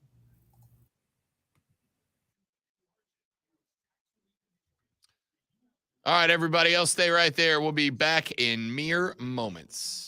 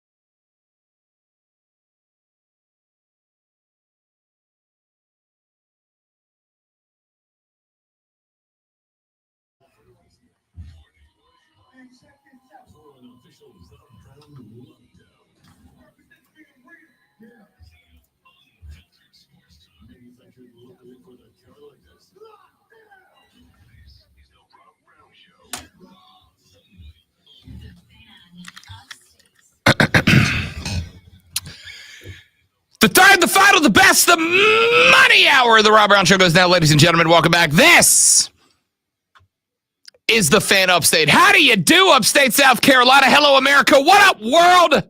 How's everybody? Good? I hope. Everybody doing well? Y'all, it is the third hour on a Friday, which means that in 12 hours from right now, we'll all be sitting down watching College Game Day. In 13 hours from right now, we will all be sitting down watching college football. Kicking off at noon tomorrow, a slate of games. And y'all, I could not be more excited about it. We have got a full slate of games that are kicking off at noon and taking us all the way. When I say through the evening, dudes and dudettes, I mean the last game will end tomorrow somewhere in the neighborhood of, I don't know, 1:30. The last game, Idaho State at San Diego State, kicks off at 10:30. So does Coastal Carolina at UCLA. 10:15, Sam Houston at BYU. 10 o'clock, Northern Arizona at Arizona. All those games will end around 1 a.m. or later. Let's bleeping go, dudes. Let's get it. Let's have some fun. All right. So I want to, wait a minute. I forgot to talk about the thing. That so many of you are having a major issue with right now. This whole thing going on with Spectrum. Oh, this sucks, dudes. So, Disney is, according to Spectrum, trying to raise the cost of carrying Disney/ESPN on cable service providers, including Spectrum. Spectrum is not on board with raising the price. And so Spectrum said, no, we're going to negotiate. We're going to hold the line. And while they do so, ESPN got pulled last night from Spectrum customers, which means that if you settled down all nice and comfy, cozy on the couch to watch a little Utah, Florida, you didn't get to. Instead, you got a message. In fact, we have Spectrum here at the station. And I am currently literally looking at the ESPN Television right to my left. You know, we keep the one behind us, this one right over here. If you're watching the stream at Facebook.com/TheFanUpstate, Twitter.com/TheFanUpstate by searching and subscribing to The Fan Upstate on YouTube or The Rob Brown Show on Twitch. The one behind me, we put the stream on, right? Because it makes for a nicer backdrop. Why? Because you get twice the me. Over here, we flip between all the major networks. We check out Fox News, CBS Sports, ESPN, yada, yada, yada, because you never know what's going to break or what news needs to be talked about, et cetera, et cetera, et cetera. So we have the ESPN thing on over here.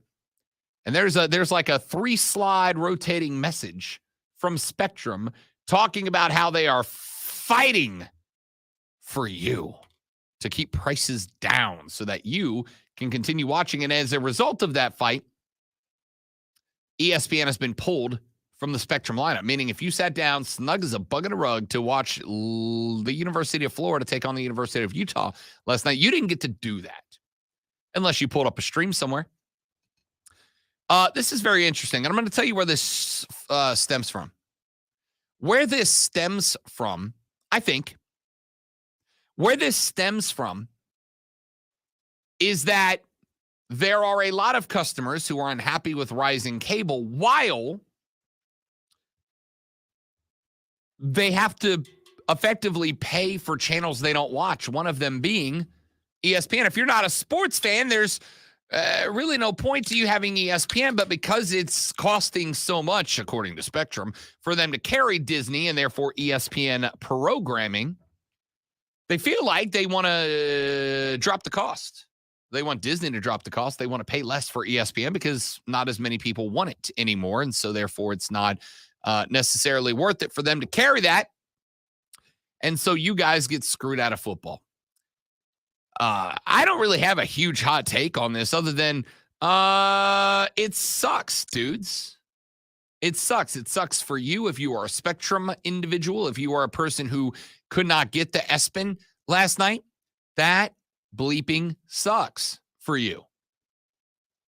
I would have lost my mind if I had waited all day for Utah, Florida, only to sit down and watch it and find out that I couldn't. And instead, I got this hyper futuristic neon blue space thingy telling me, yep, Disney screwed us. Now we screwed you. Screw you. You're screwed.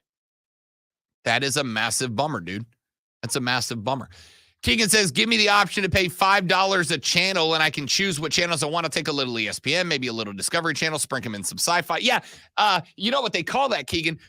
Streaming services, right?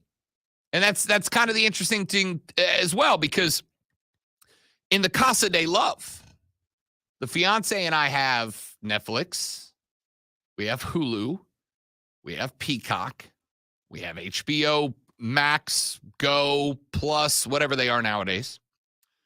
We have Discovery Plus. We have, what else do we have? We got one or two more. We got like 7 different streaming services. And I realized a handful of months ago that for the amount of streaming services that I'm paying for, I might as well just have cable. But I like them. I like them. I like having Disney Plus. That's one. I have Disney Plus as well. I have Disney Plus because of the Star Wars stuff. Well, Ahsoka just came out. It's really good, by the way. Had Obi-Wan last year. That was awesome. I loved Obi-Wan. A lot of criticism about it. I don't get it. I enjoyed it. Really? Yeah, I liked it. I really enjoyed that. It was good.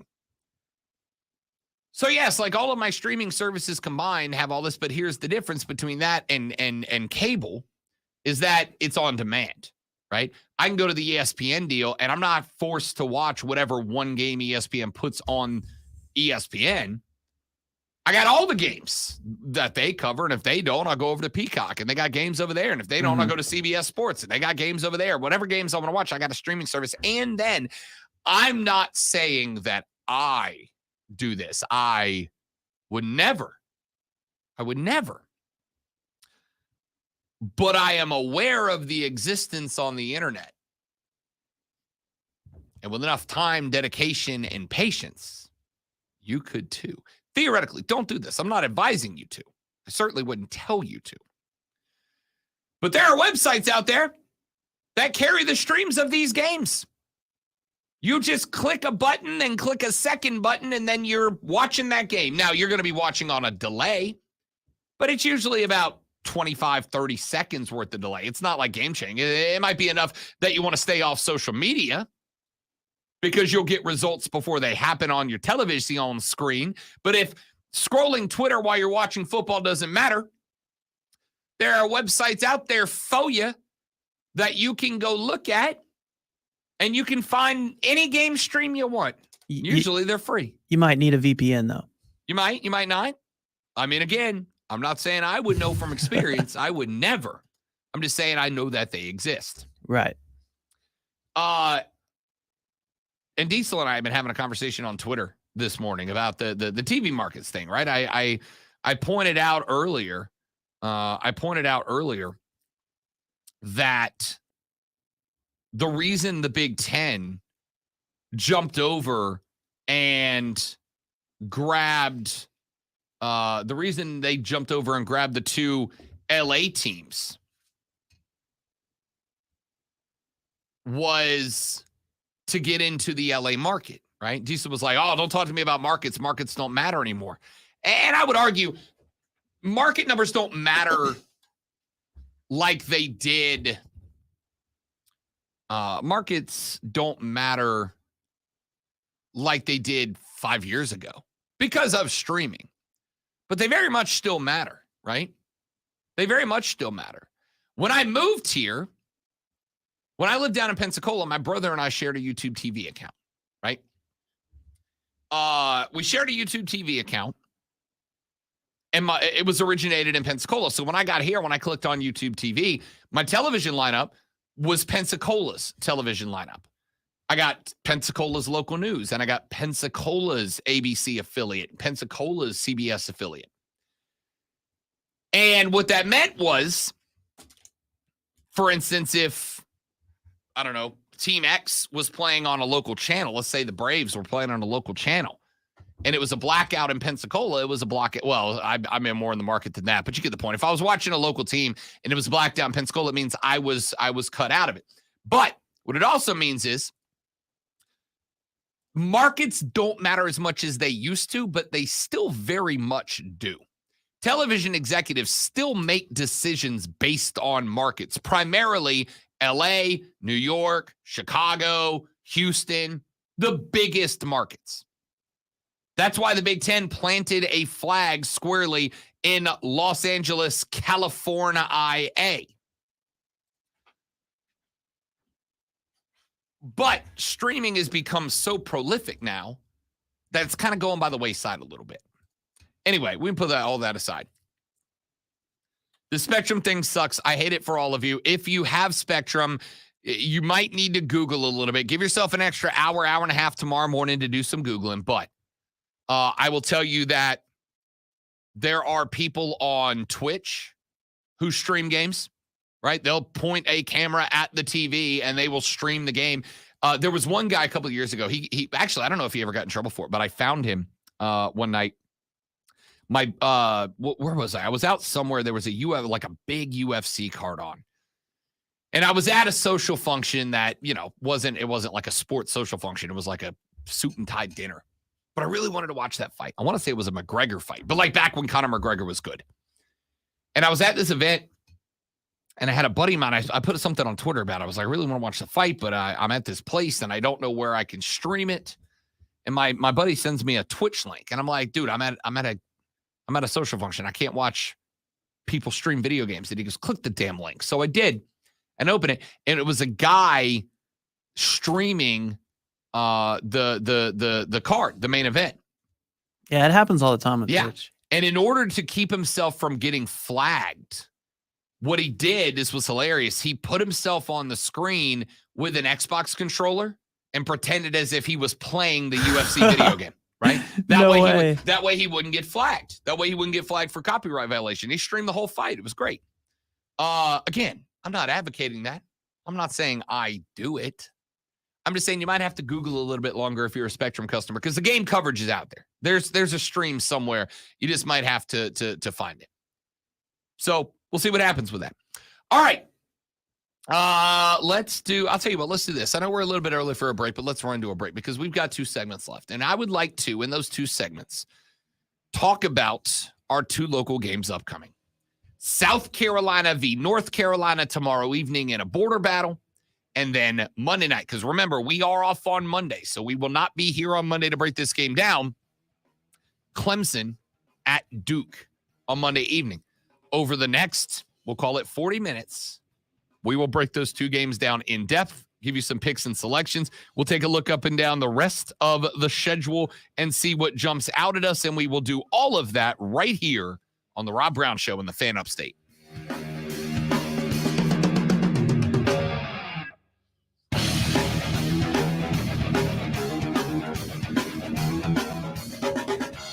Ladies and gentlemen, if you are looking for a home, not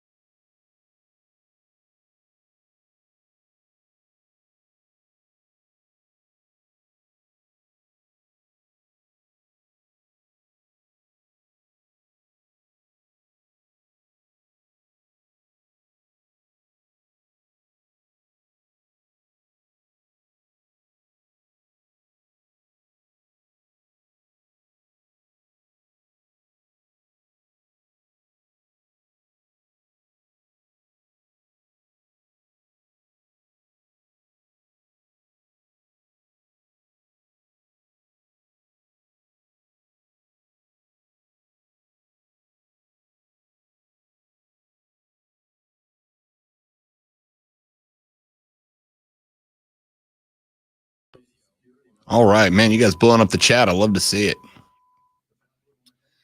That's a good question, Pete. I would assume so. If you have ESPN Plus on your phone, maybe cast it. Or pull up, I'll tell you what, work around. Maybe pull up ESPN Plus on your computer and then HDMI your computer into your TV. Change the input to that HDMI and then just move the window over. Or you can use Apple Play or not Apple. Is it Apple Play? Where you can stream it straight from your phone to the TV if you can.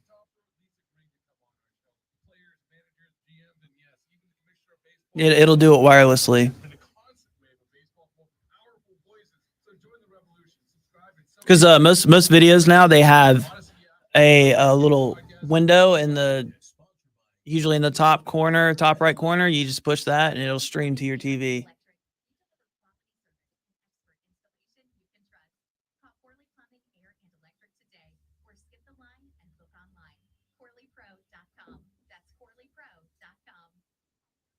Always streaming wherever you are on the Odyssey app. Make the Fan Up State favorite.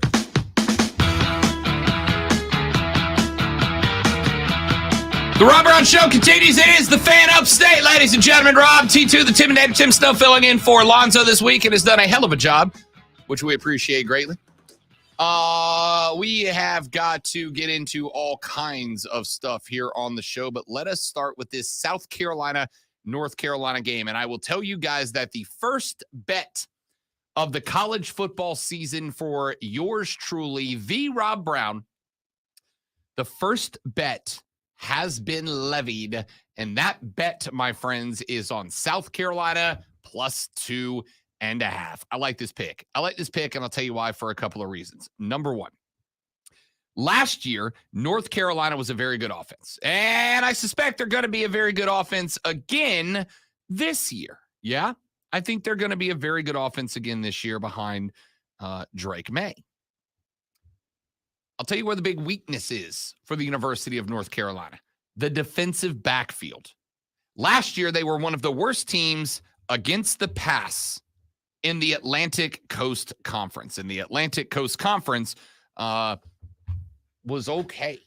It was okay. There was really, outside of Jordan Travis, there really was nobody that stood out with the pass. And the Carolina Tar Heels were still almost towards the last spot in that conference.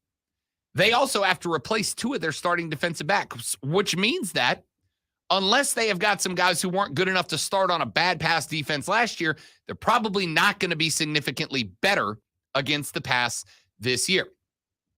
After what I saw out of Nebraska last night, and I might have knee-jerk reactioned this one a little too hard, but after I saw what I saw out of Nebraska last night, I hammered South Carolina plus 2.5.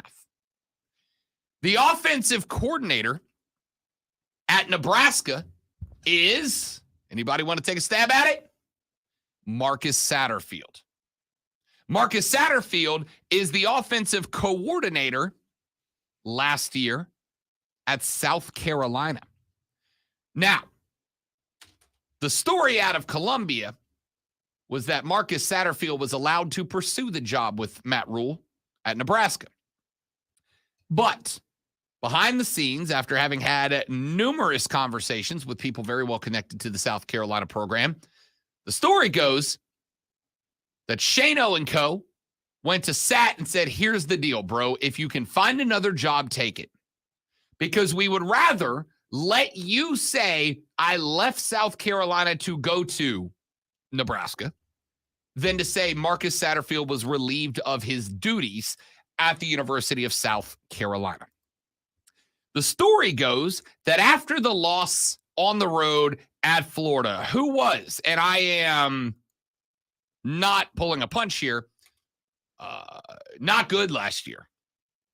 After South Carolina went down to Gainesville and got punched up and around by the Gators of Florida, Marcus Satterfield had his play calling duties removed. And once he had his play calling duties removed, in the last two games of the year, South Carolina's passing offense was good. They lit up the scoreboard against Tennessee. They dropped 31 on Clemson in Death Valley. Now, it is week 1, and that makes me a little anxious. But I will say very simple this. I will say very simply this. If the offensive strings were being pulled by Shane Beamer, and if Shane Beamer brought in Dowell Loggins because they see eye to eye on how the offense should operate, despite the fact that South Carolina is going to do it with probably less talent at the skill position than they had last year. They do have, obviously, Juice Wells. They have Xavier Legette. I am very excited to see what Nick Harbor does. Nick Harbor, I've seen some pictures of that kid, built like a brick bleep house. Questionable offensive line, but Spencer Rattler can move a little bit. My big question mark is about the running back position, right? It's about the running back spot. You lost some players last year, including some transfer portal players out.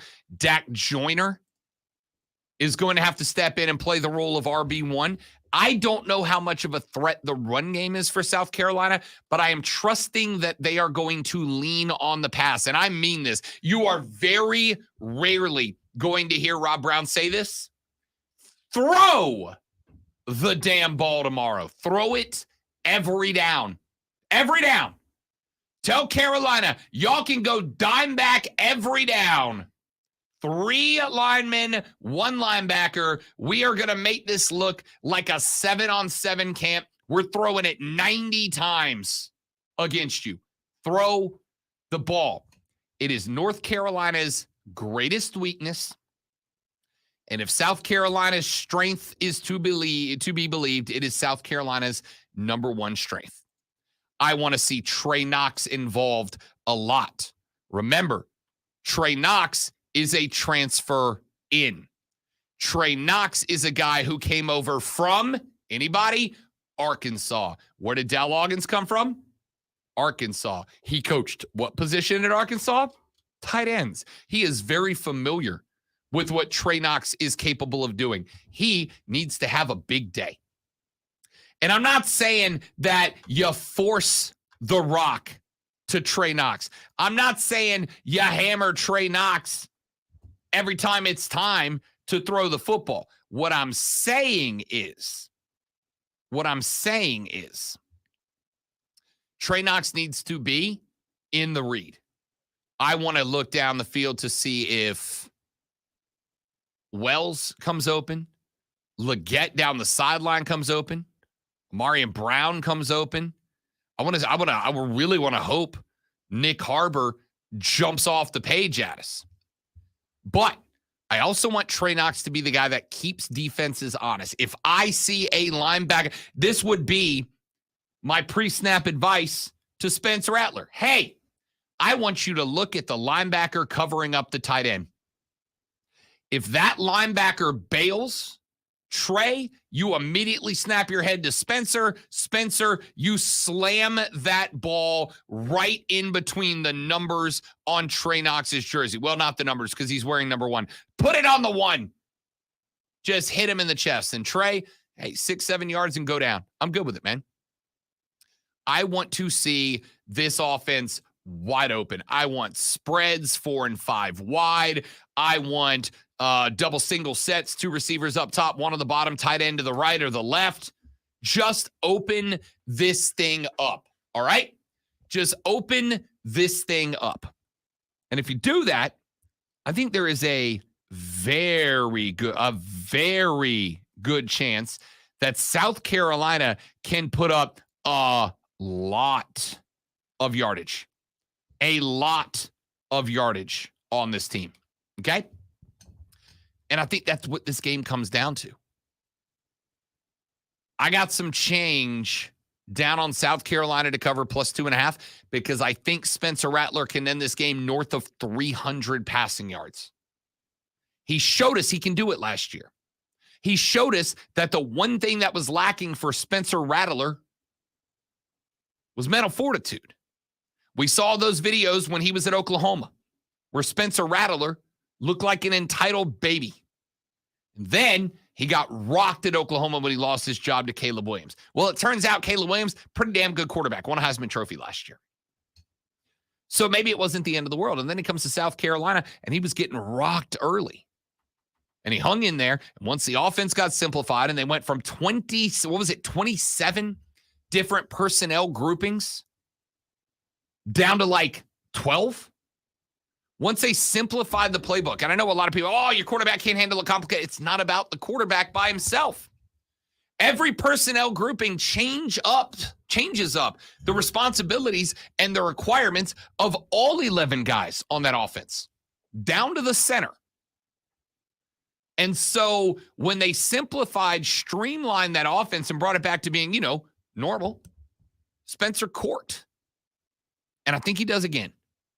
And as much as I think Drake May and these Tar Heels are going to put points on the board, and they're going to do it against a lot of good teams, I truly, honestly, genuinely think, though I think Drake May is a better quarterback than Spencer Rattler, I think that Spence is going up against a much, much softer defense.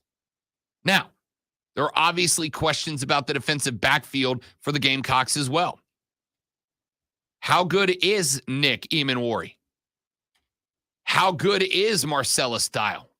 Can these guys lock down the deep ball and the quick pass from Drake May? Don't give him the easy first read. Make him work for it. I think this is going to be a shootout. And I think that, by the way, let's go check. Let's go see what the over-under on this game was. Because the last I saw it, if I recall correctly, this over-under was set somewhere in the upper 50s, lower 60s. Hang on, I gotta scroll. I gotta scroll down to find it. It's that far down the list because it's tomorrow night. Shut up. Over-under is now at 64 points. I wish I'd have hammered it because I almost caught it in, I think, 58.5. It is now at 64. Minus money for both, by the way. Man, I don't know. I like the South Carolina offense. I like that it's got, by the way, more skill position talent around Spencer Rattler as well. Spence has got more skill position talent.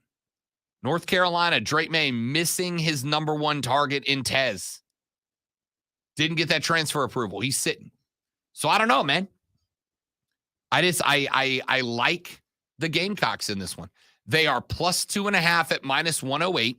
And by the way, I said yesterday that I was going to do our football gambling for dummies segment today. I fully intended to. It's actually on the rundown. But that ACC story broke literally as we were coming on the air. So I kind of had to hit that.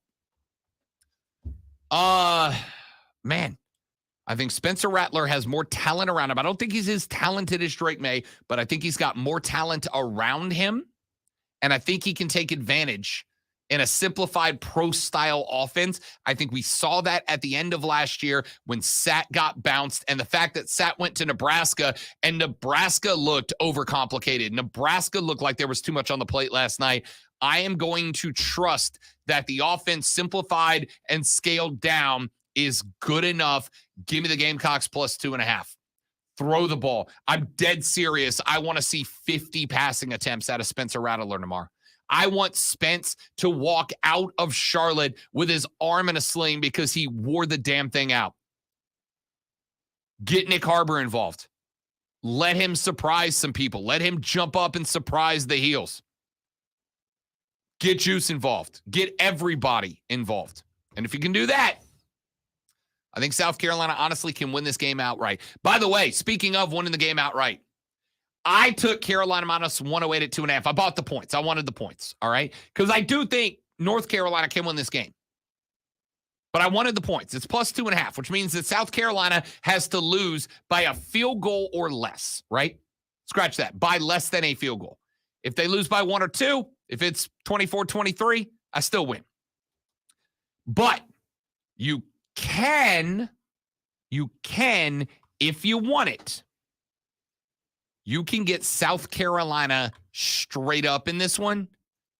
And that number, if I recall, in fact, of course, I closed it right as I needed it. I believe that number a couple of days ago was sitting right around, see, where's it at today? Plus 110.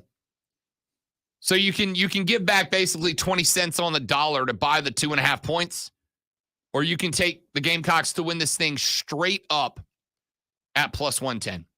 All right, let's take a break. When we come back, let's do the same thing for Clemson v. Duke. What is the X factor for Clemson? What do they need to do to make sure that they get by a Duke Blue Devils team that is feeling themselves a little bit? I'm going to give you the number one position group that dictates the dub or the L for the Tigers when we come back on the Rob Brown Show. Rob, T2, the Intimidator, Tim Snow, and you on the Fan Upstate.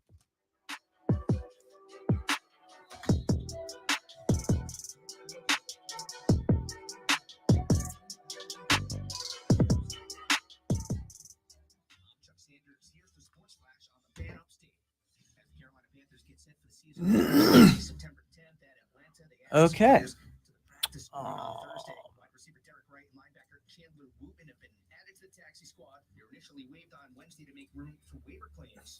Ooh, bad attitude. Sounds good. On Wednesday, he was claimed by the New England Patriots on Thursday. College football on Thursday night, the Furman Paladins opened up the season with a 45-10 win over Tennessee Tech. Paladins are the favorite to win the Southern Conference this year. Wake Forest beat Elon 37-17. Charleston Southern over North Greenville 13-10. William and Mary 34-24 winners at Campbell. NC State 24-14 winners at UConn. UAB beat North Carolina A&T 35-6. Tomorrow in Charlotte, the Tar Heels and Gamecocks square off. The Fan Upstate is your home for Furman Paladins football play-by-play all season. Every game right here live. Download the Odyssey app, search for Fan Upstate, and listen anytime. Sanders with the Sports Flash on the Fan Upstate. I agree, T2. I agree. Do you ever just sigh just to sigh, though? Like, every time you sigh, everybody's like, what's wrong with you, man? Like, nothing. I'm just, you know, like.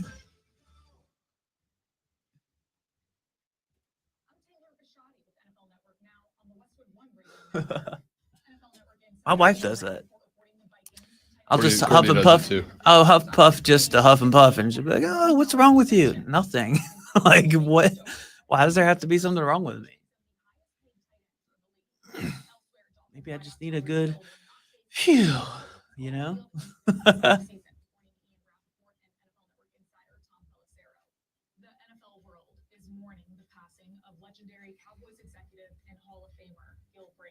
He began his NFL career in 1960, working for the Cowboys from their inception.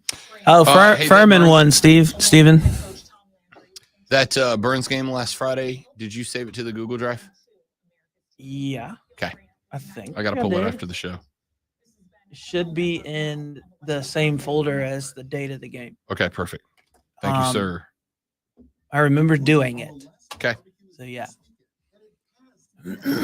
I do the same thing for Dan. Perfect. I didn't take any of the brake socks. I figured you'd want to keep it separated. Yeah, that's fine. I appreciate it. Got to keep it separated. Are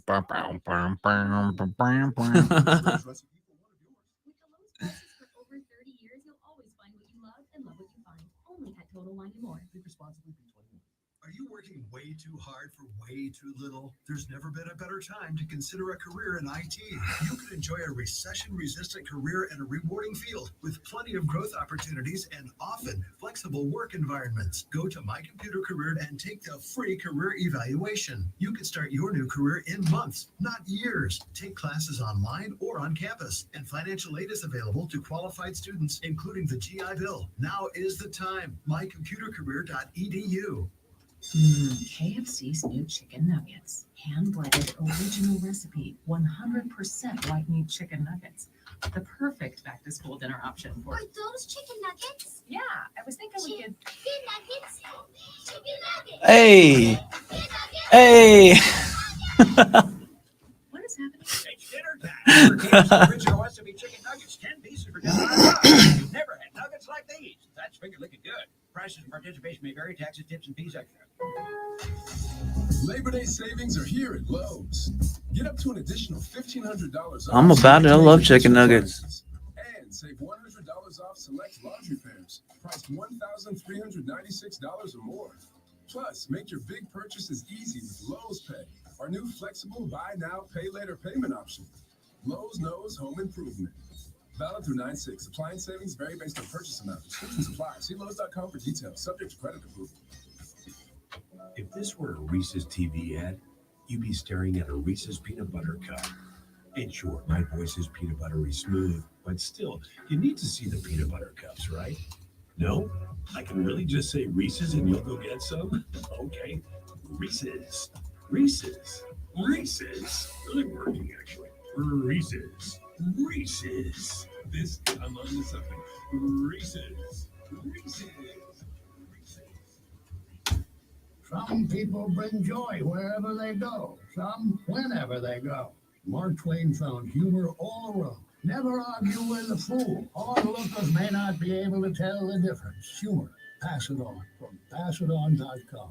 This afternoon, mostly sunny and pleasant with low humidity, high of 83. Weather brought to you by Express Employment Professionals. Don't go it alone in your job search. With nearly 20,000 job openings, Express Employment Professionals can help you take the next step in your career. Visit expresspros.com today.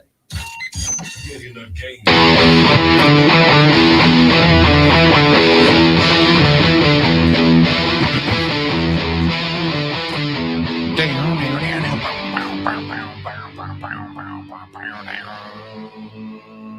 I didn't know how that song was going to go. I was just making it up.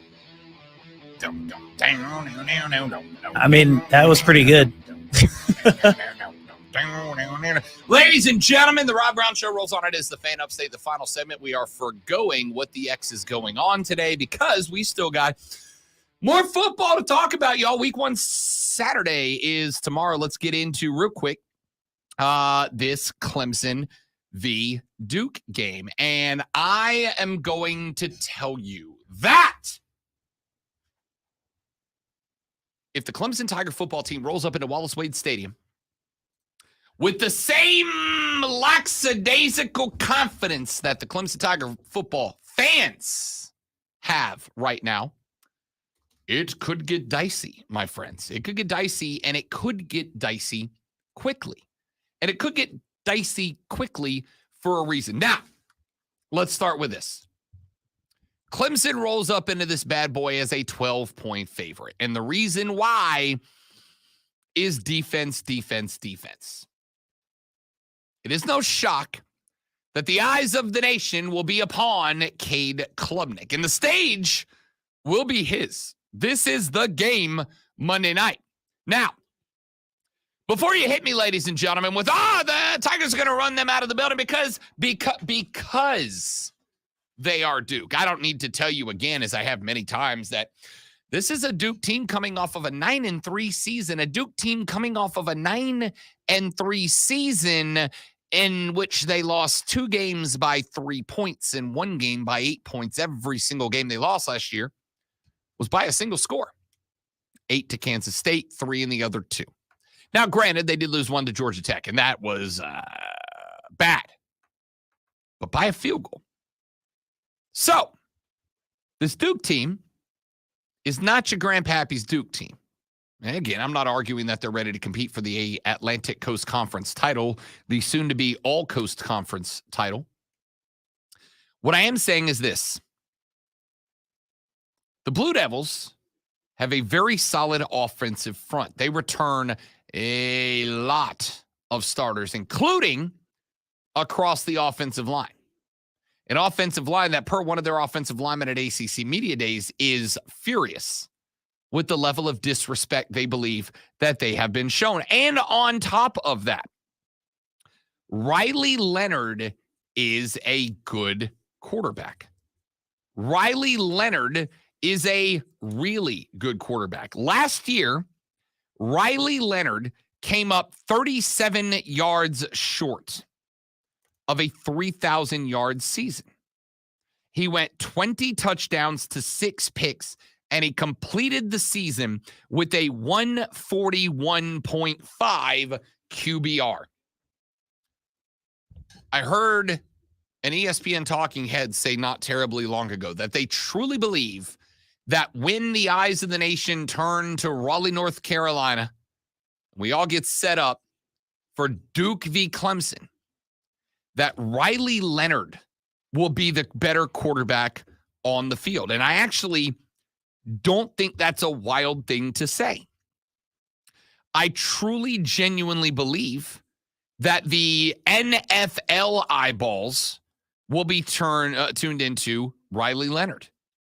Now, what this means to me is Clemson's defensive line has to be elite on Monday night. Clemson's defensive line last year was expected to be one of the best in the country. And honestly, it wasn't not that. They did send 2 NFL first-rounders, including, by the way, welcome to New Orleans, Brian Bresee, who had a really good preseason.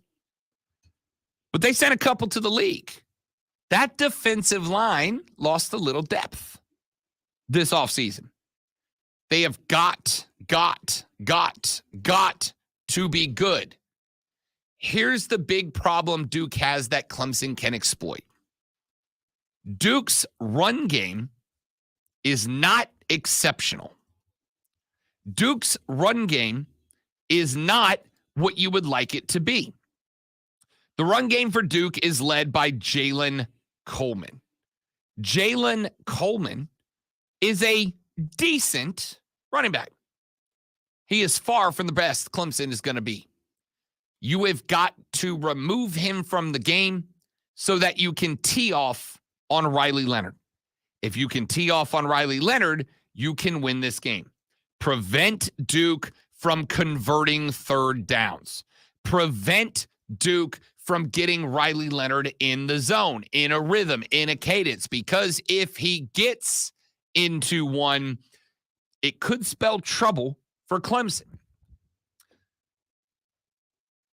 The other issue, and this is more of an X factor than an issue, but the other thing that is interesting to me, Clemson is a team that has had some issues with turnovers. Duke last year was a team that created turnovers, like a lot. A team that created turnovers like a lot. Last year, Clemson gave away 10 INTs. They gave away 8 fumbles. That is 18 turnovers on the season. That's too many. Duke can create turnovers. And there's one more thing that needs to be controlled by Clemson, and that is the play clock. Last year, Duke was 11th in the nation in time of possession. When Duke got the ball, they did not give it back quickly. They want to control the pace. The only way to keep opposing offenses from scoring is to make sure that they are sitting on the bench. So while I love that Clemson fans can lean on, Duke's beat us, twice since 2004? This is not the same Duke team. Mike Elko has this team hitting at a pace they have not hit on in years. Mike Elko is doing what Duke thought David Cutcliffe was going to do a while back and just didn't. I am very simply going to say, the eyes are going to be on this game. They're going to be on this game for both quarterbacks. Riley Leonard, because this is his chance to make an NFL impression. Cade Klubnik, because he has got to prove, I'm not DJ Uiagalelei. I'm better than that. Duke is a good team this year. Again, not arguing they're going to win the conference, not arguing they're going to the playoff. I am saying they were 9-3 last year. The schedule is a lot more difficult this year. I'm going to go ahead and tell you right now that Duke is one of a few teams that if instead of going 9-3, they turn in an 8-4 or 7-5, if those extra L or 2s are attached to the better teams on Duke's schedule, I am going to say that team is fine. Yes, I know they won fewer games, but the dramatic change in schedule difficulty is massive. So let me lean on this. Clemson's going to win this football game. Okay? Clemson's going to win this football game. How do I feel about it? I took South Carolina plus 2.5 over North Carolina. I am not touching that line of 12 for Clemson Duke. I think Duke can absolutely be inside of 12. It comes down to turnovers, third down conversion success rate for both teams, and whether or not Clemson can eradicate the Duke run game. If they can, they're going to win this game. But I think by the end of the game, you guys are going to go, oh, I got a text, I got a tweet, I got to X Rob because he was right. Riley Leonard's a dude. He does not have the talent around him that Cade Klubnik has. And yet he can still do things with it.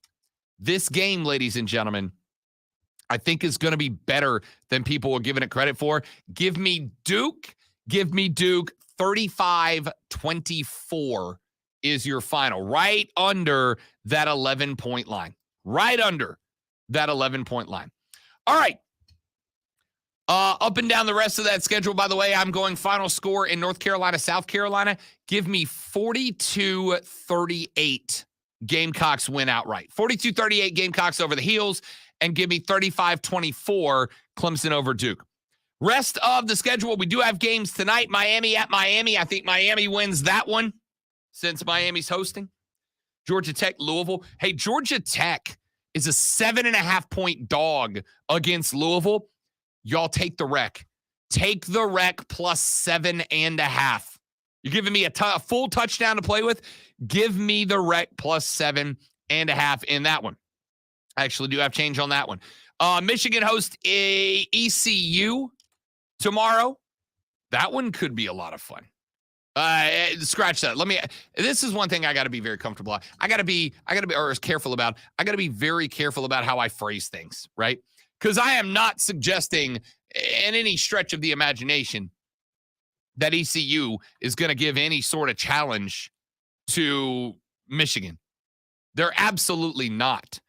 I'm saying it's interesting from a gambling perspective because Michigan is minus 36.5 in this one. And I think it's going to be real close to that number. Also coming up on tonight, Missouri State's at Stanford, or at Kansas. Stanford is at Hawaii. Coming up on Saturday, ECU, Michigan.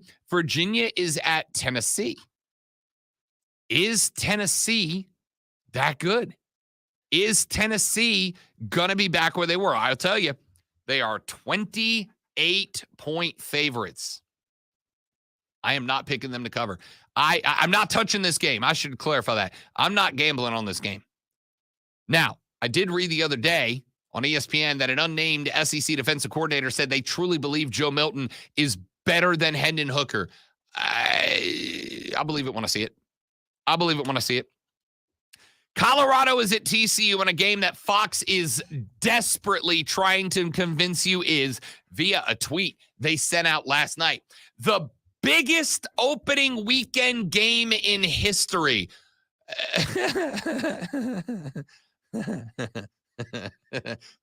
Nope. Stop it, Fox. Stop it. The Buffs are going 2-10 this year. All right? They're not good. TCU is going to win that game going away. The line in that game is not pretty either. TCU minus 20.5.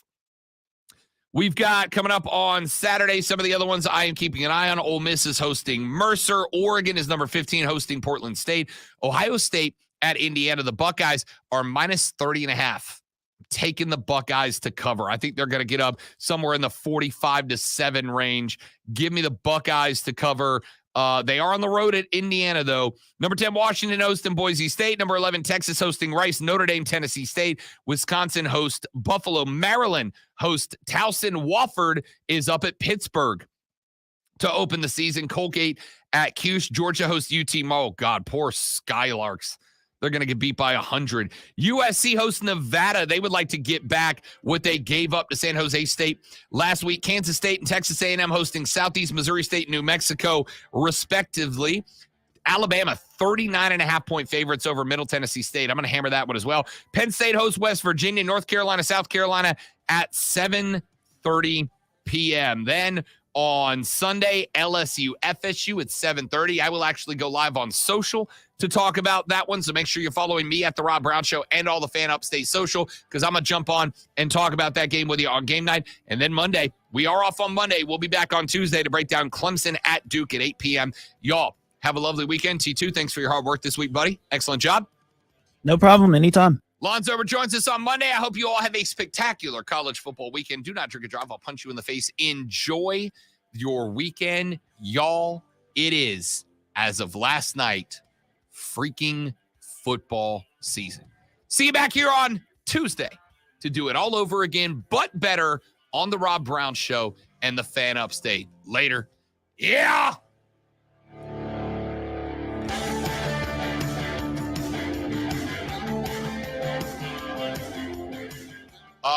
All right, Steven, I will give you, you said buy 2 touchdowns. So I am going to give you Clemson minus 23.5. And you want to take that bet? I'm going to let you think about it, Steven. Clemson minus 23.5 for a box of donuts. Do you want that bet? You let me know in the comments if you want. I'm going to wait here. Minus 23.5. I will write it down on the show prep sheet right now. Box of donuts. Rob v. Steven, 23.5.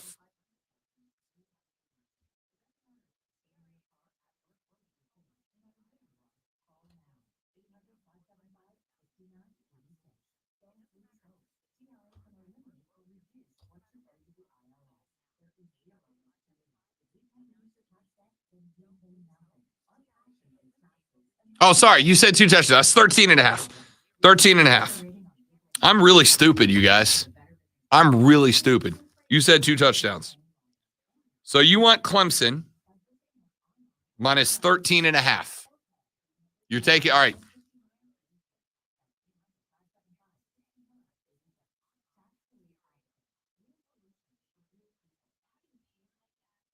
All right, we're on, Steven. Right here on the show prep sheet. I got box of donuts, Clemson minus 13.5. Steven, yes. Rob, no. Box of donuts on the line. I like it. I like it. 13.5 is the line, Steven. We're booked. You got it.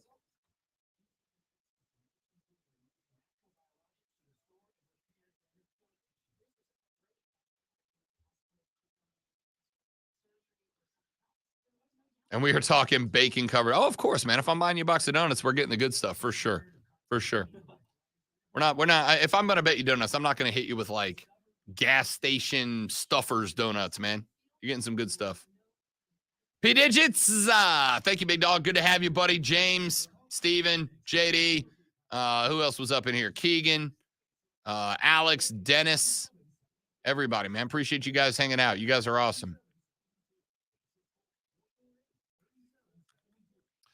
Y'all have a lovely football weekend. We'll see you back here. Remember, again, we are off on Monday, so we'll be back here Tuesday. I will be jumping on and off social throughout the weekend as well during some of the games. Saturday night, taking the lady friend out for her birthday, so I'll get caught up on everything. And then Sunday before FSU, LSU, I'll jump on the social and we'll have some fun. All right?